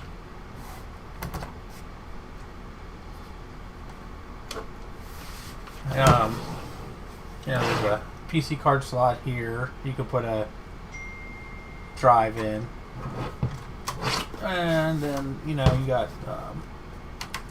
serial port here for printer and or network, and a Newton port. I'm not exactly sure what that's for. I know Steve knows what the Newton port's for. I think it's for a special breakout cable for communicating to other Newtons and stuff. So this little cover here is always kind of cool. It just slides back and forth like that. So, and that's about it. I mean, it's not really much, but you know, hey, it's a Newton, and it's mine.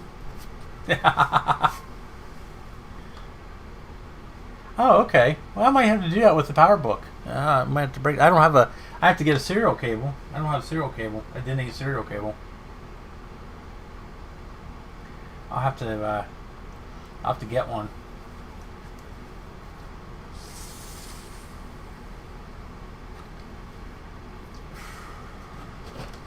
So, does anybody want to see some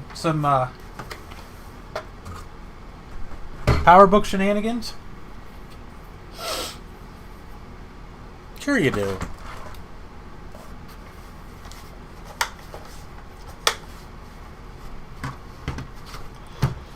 So we're going to clean this up a little bit. This thing's filthy.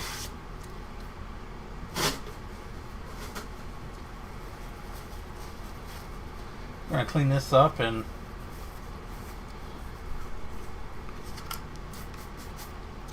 I'm going to attempt to clean the floppy drive.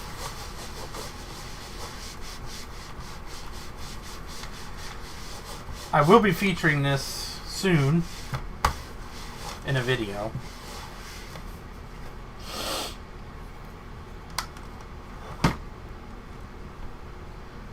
Once I get it all cleaned up and spruced up. This is a pretty basic machine. This thing has not been upgraded or anything.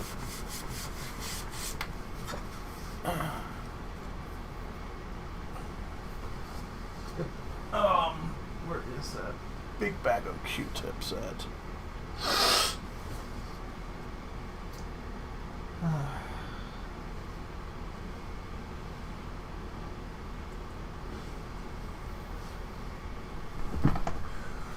There we are. Any long ones that aren't like super fat? Not really.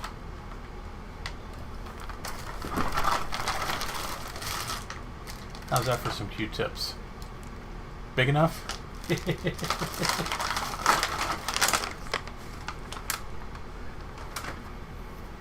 Yes, this is the one that Steve fixed. Did a very good job at it, too. Thing works beautiful. The computer itself always worked. It's just the screen. The screen on this one is really bad. And I have two of these. I have this one. This is a 160. And then I have a 165. The 165, I've actually shown. I actually did a video on that a couple years ago, and it works perfectly well too. It's got more stuff. It's got it's got a RAM upgrade and hard drive upgrade and everything. This one here is just bone stock. And, ugh. So, the deal was, Steve's never recapped a LCD display because the caps on these things are like microscopic, like even more so than your normal SMD stuff.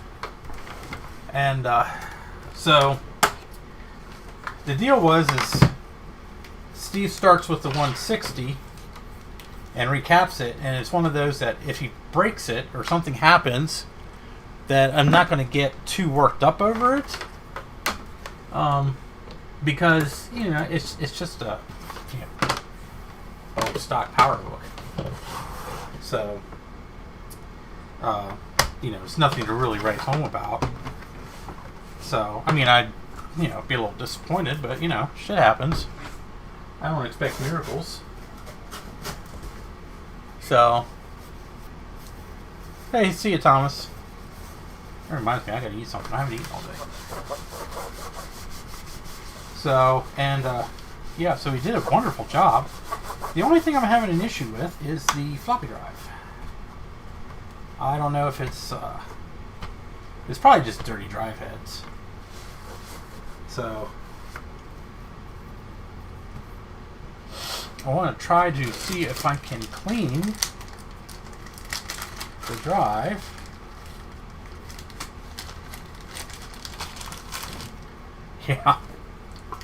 Yeah, I'm sure, Steve. I've never actually, I have to admit, I have never in my life actually taken the inverter board off one of these, so I don't know how little they are. But when you say they're tiny, I appreciate the fact that you did it, because I don't know how in the hell I would have done it.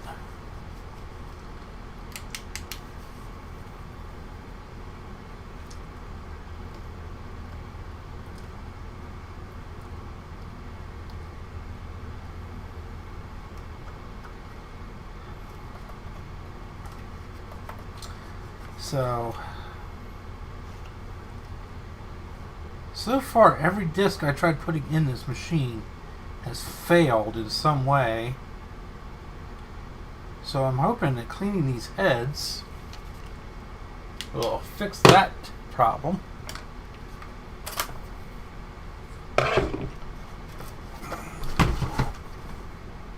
Oh yeah, and then we can try this too.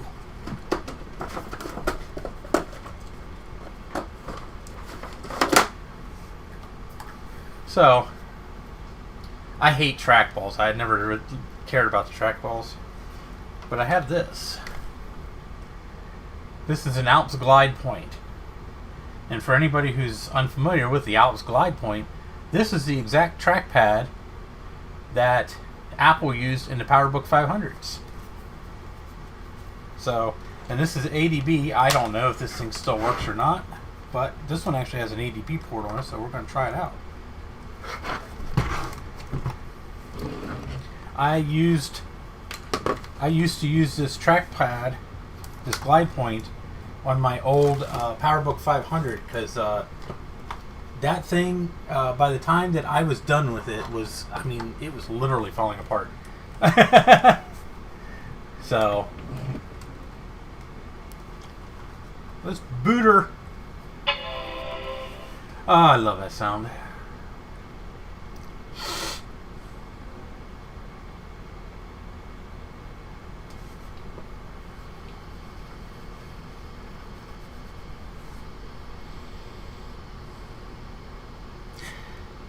Boy, the screen on this thing is gorgeous.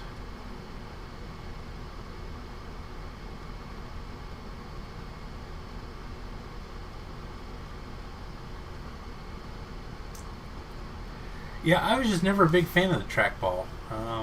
Yeah, this isn't working. I have a feeling that this is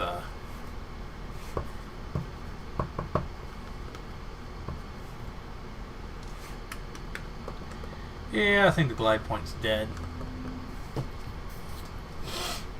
Alright, we'll unplug it so we don't damage anything.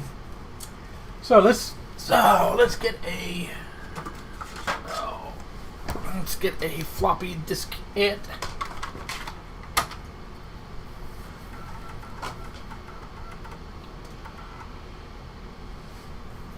Okay, well, it seems to be working now.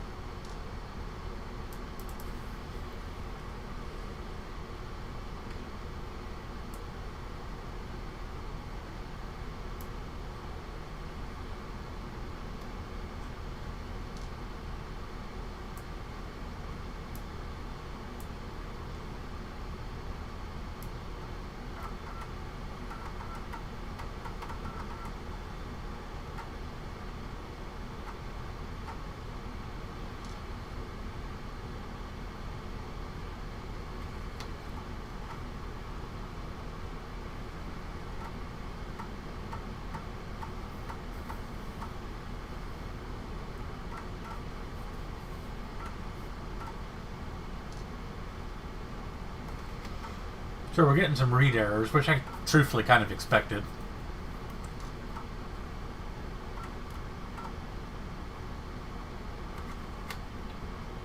But it's definitely working better than it was. It wasn't doing anything. It would just try to initialize. It would try to initialize every disk. Oh, good. Flying toasters, whatever. That's the only one I care about.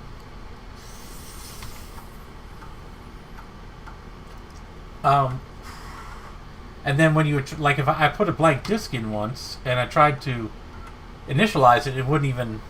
It would try to initialize it, but then it would fail.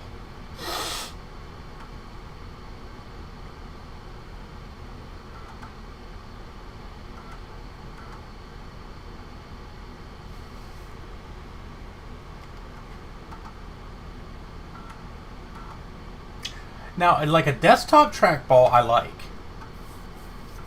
I used to use an 8-ball with my Power Mac years ago. I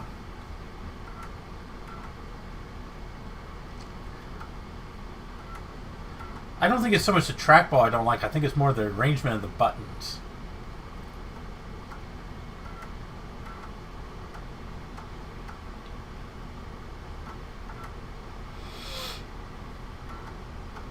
I think if the button was over, I think if the buttons were here and here, it wouldn't be so bad. So, that, and of course this trackball is like a tenth of the size of an 8-ball, so.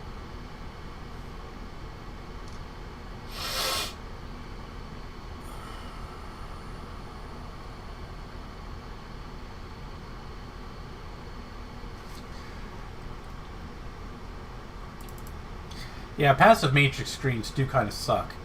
This one here is pretty nice. It's pretty, this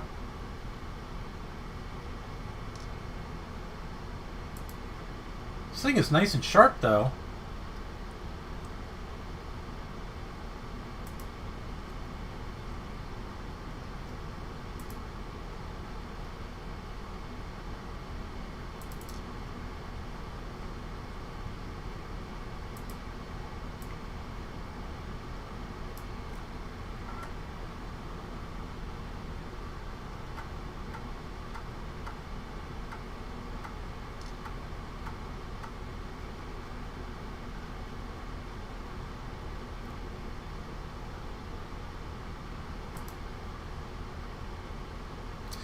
Oh yeah, that's a control panel.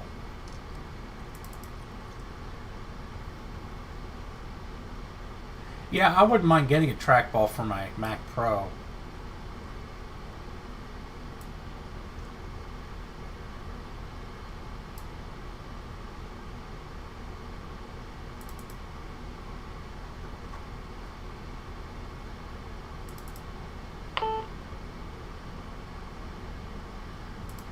Alright, fine.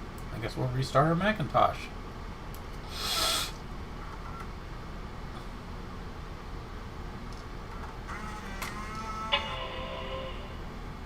At least mine ejects. Steve's PowerBook 150, the floppy drive works perfectly, except it doesn't eject. every time I messed with something on his computer, I had to eject that damn thing manually.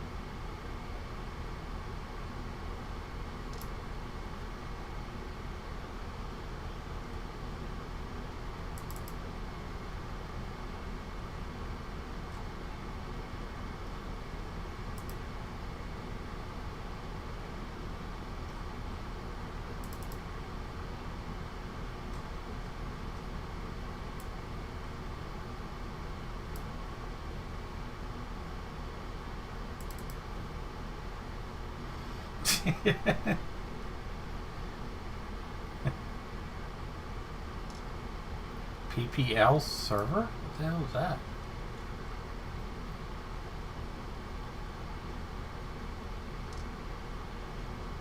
Alrighty then.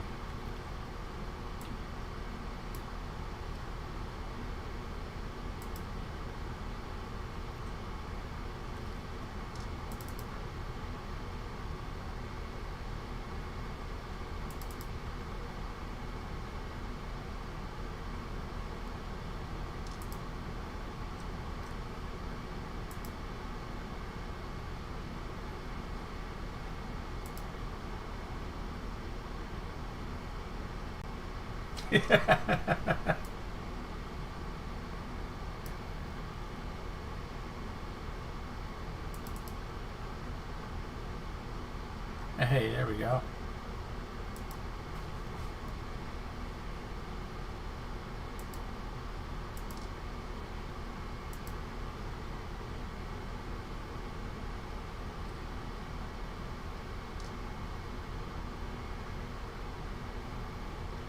Good old flying toasters. And now you can see exactly how bad the passive matrix screen is.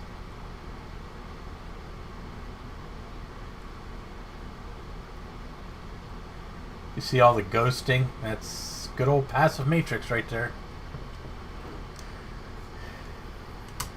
But I mean, it is what it is. I mean, that's what we had back in these days, so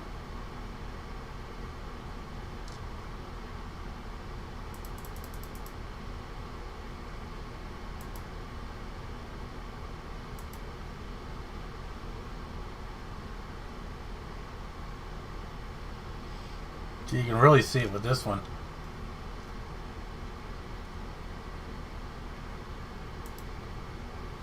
It's not, you know, I have to say, it's really not as bad as some of them I've seen, though. This one's actually pretty decent.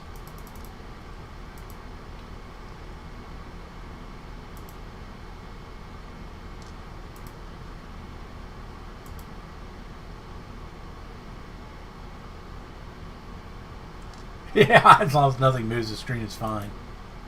That's about true.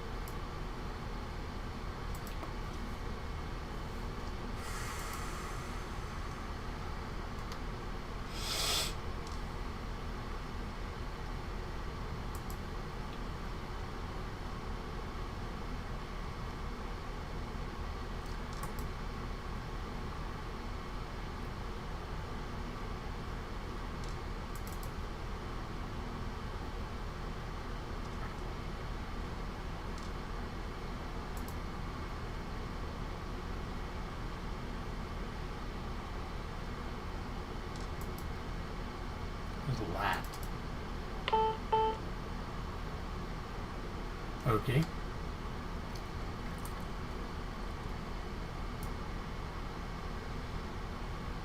Somebody must use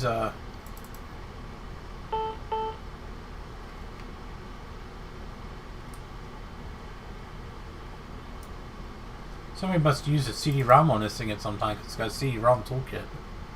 Control panel.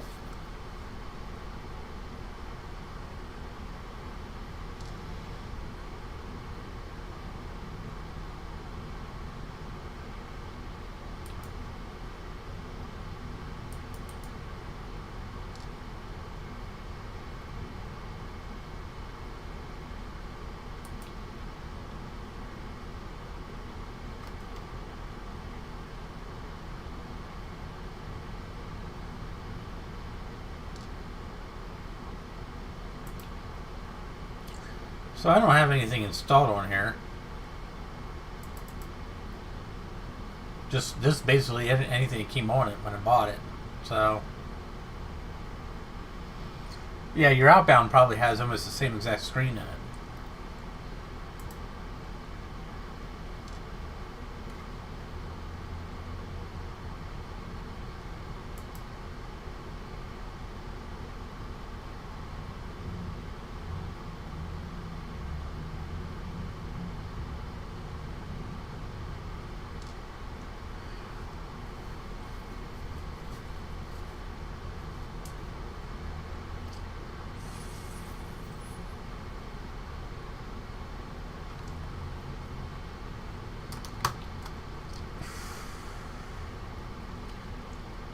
so at least now the floppy drive's working, right?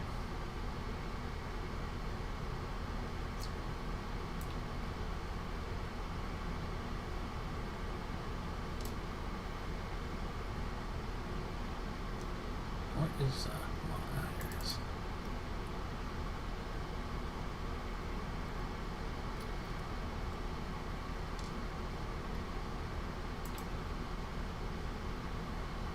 So if I remember correctly, I think this this display is only 640 by 400, but it does do 16 shades of gray.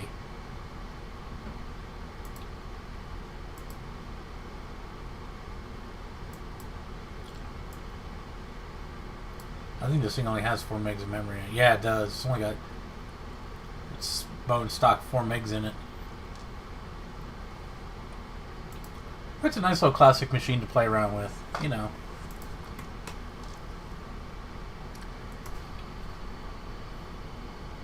Oops, I don't want to sleep. I want to shut down.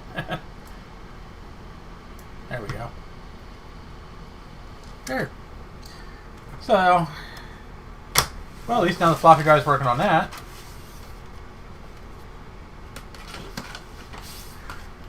Oh, so I wonder if we can take this apart and see what's going on with this thing. Ooh, crusty. Okay.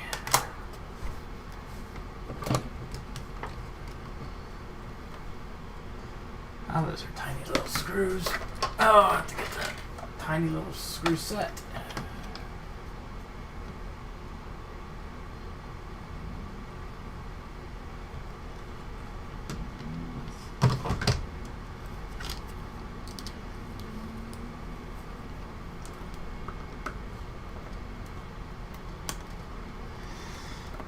Let's take a look here. These screws look a little scungy, as Bruce would say.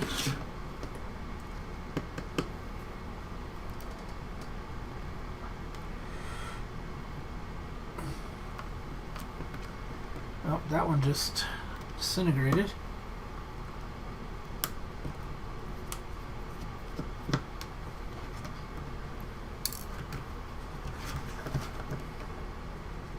No, I have not fixed the G4 iMac yet. I'm still trying to locate a reasonably priced logic board for it.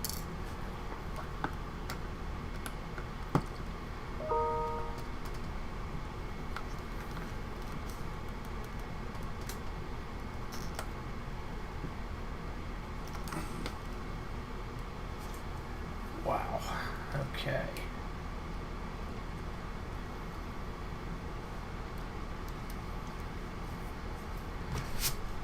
Matter of fact, the logic board was sitting right up there.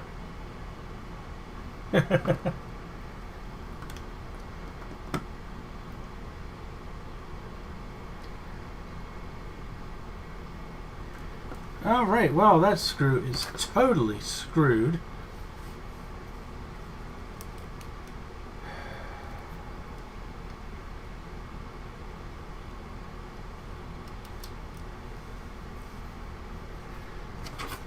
Hey, how you doing? Welcome to Crazy Town. Population me.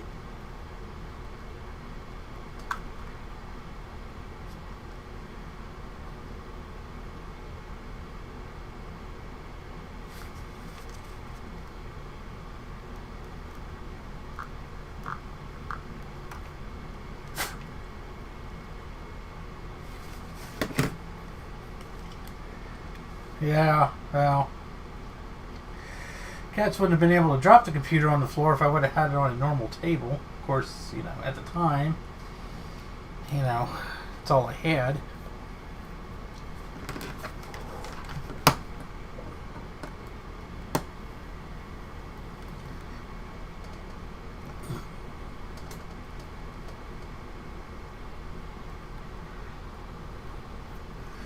Hey, we got it. Perseverance pays off. Now, judging by the rust on the screws, I'm expecting this to look like total shit inside.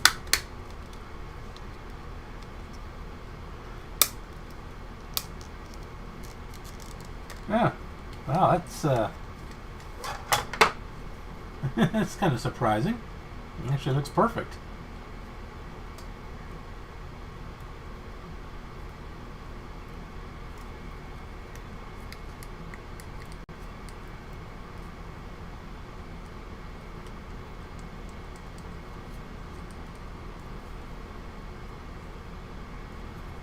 Huh. Okay. Well, that's somewhat disappointing. I expected it to be all crusty and everything else inside, but it's actually perfect. Ah. Alrighty then.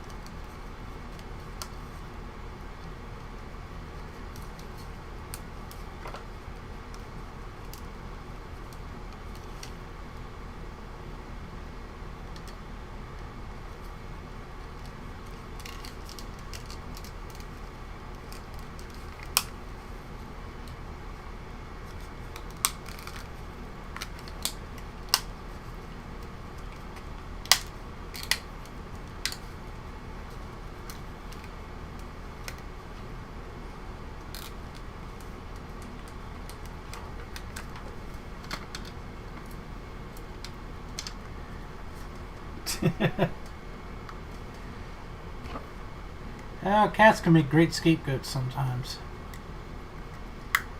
I'll take it, broken. Cats knocked it over. What happened there? Cats did it.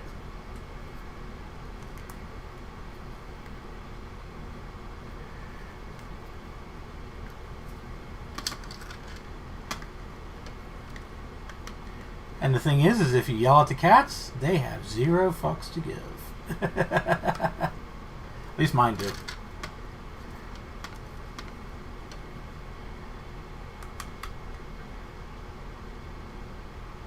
If I get upset with or yell at one of my cats, which I don't do very often because, you know, they're just cats, they just look at me like, eh, screw you. Ooh, okay. Well, that looks like crap. It's kind of hard to see.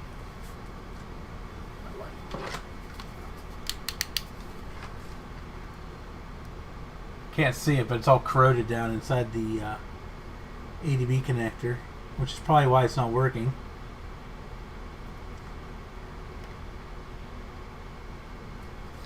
Oh, let's see here. Do I have anything here we can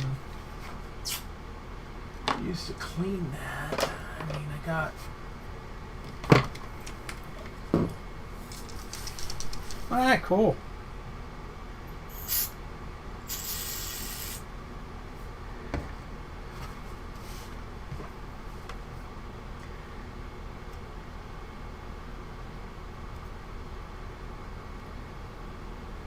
Rescuing cats is always great.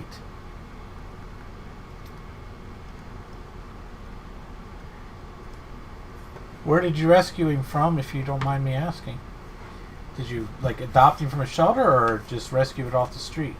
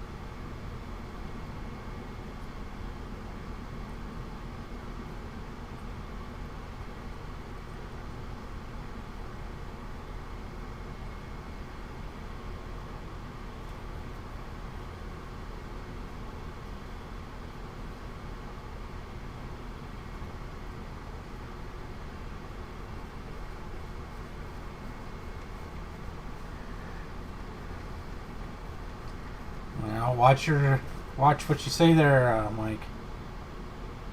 That's not cool.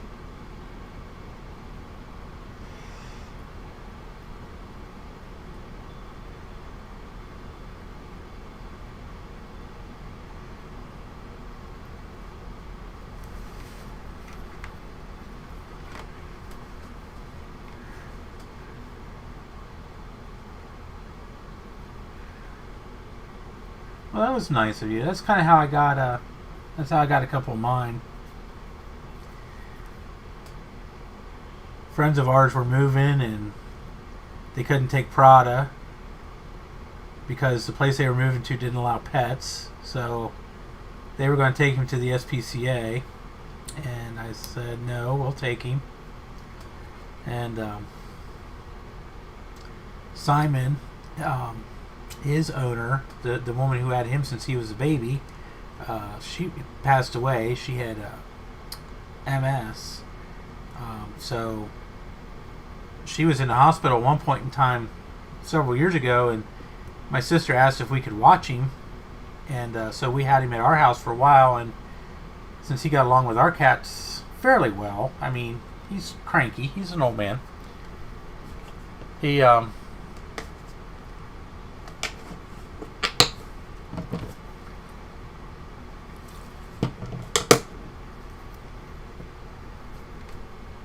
so we got him. Tabby, I've had him for 8 years.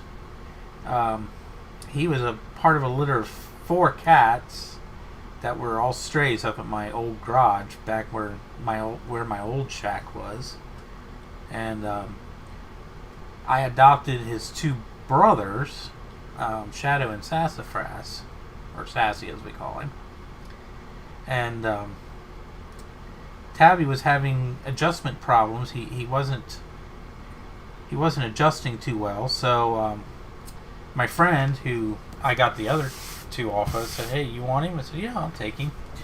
And it took 4 years, but you know, I finally got him to come out of his shell, and yeah, he's a big fat love bug. And Lydia, whom I can't find at the moment, she was my sister's cat, and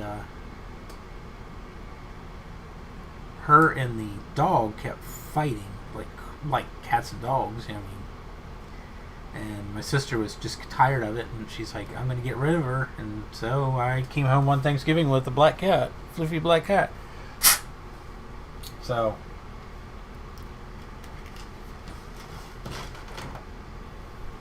getting their pets cloned. Oh my lord. I don't think I'd ever want my pets cloned.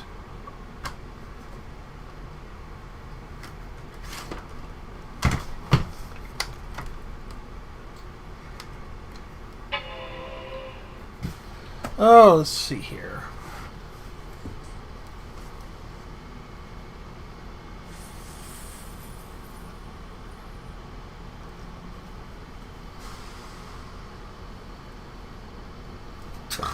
See if it works now. I'm not holding my breath, but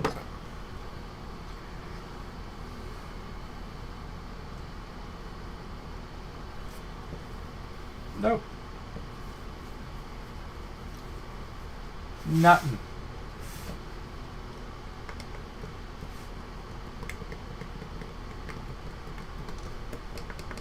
Nope. She's dead. Oh well.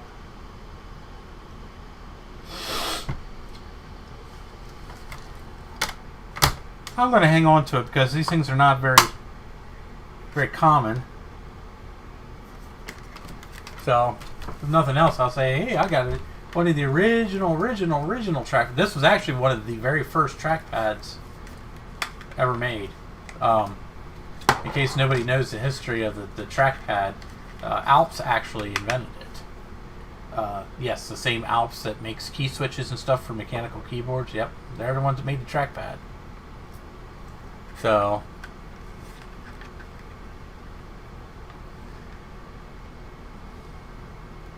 but yeah, I'm going to hang on to it anyway, just to say I can. Oh, where are we going to put it? Let's see here, we'll put it in here. So, I think that's going to wrap it up for the day. I need to eat something. I just realized I haven't eaten anything all day.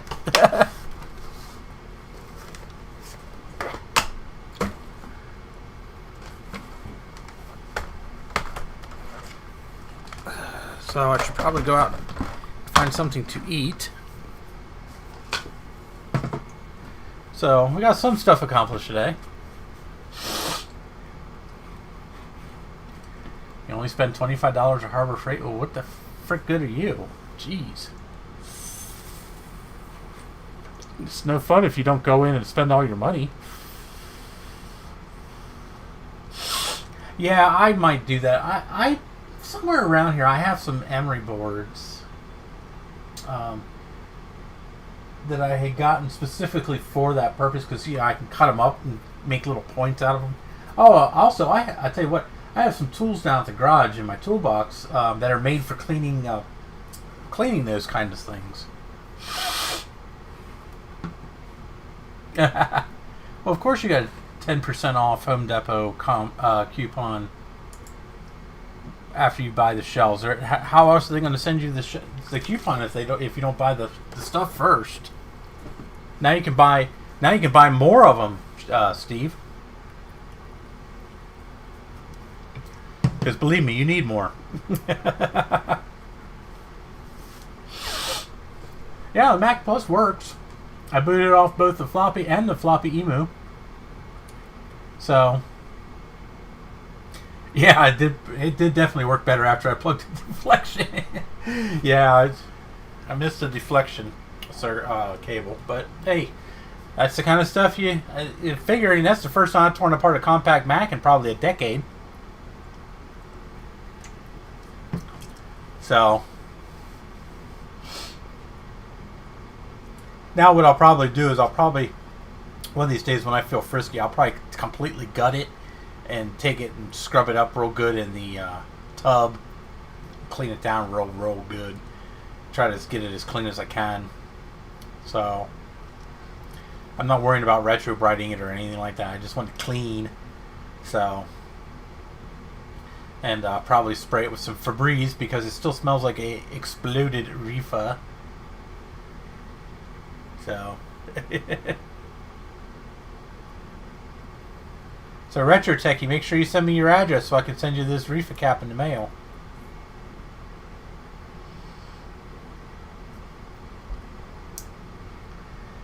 She's crispy.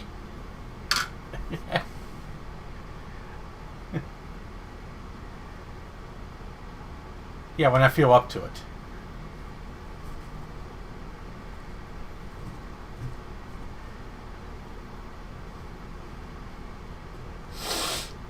So, on that note, I'm going to call it a day. Of course, and it's Memorial Day weekend here in the States. So, if you have the day off, enjoy it. I do. I'm going to my brother's for dinner. So, that's about all I'm doing. Other than that, my whole weekend is I'm just going to sit at home, probably clean. So, but I'm going to hang up now. We're going to get off here. You guys all have a wonderful weekend. Thanks for stopping in, and hopefully we can blow something up next time. Peace.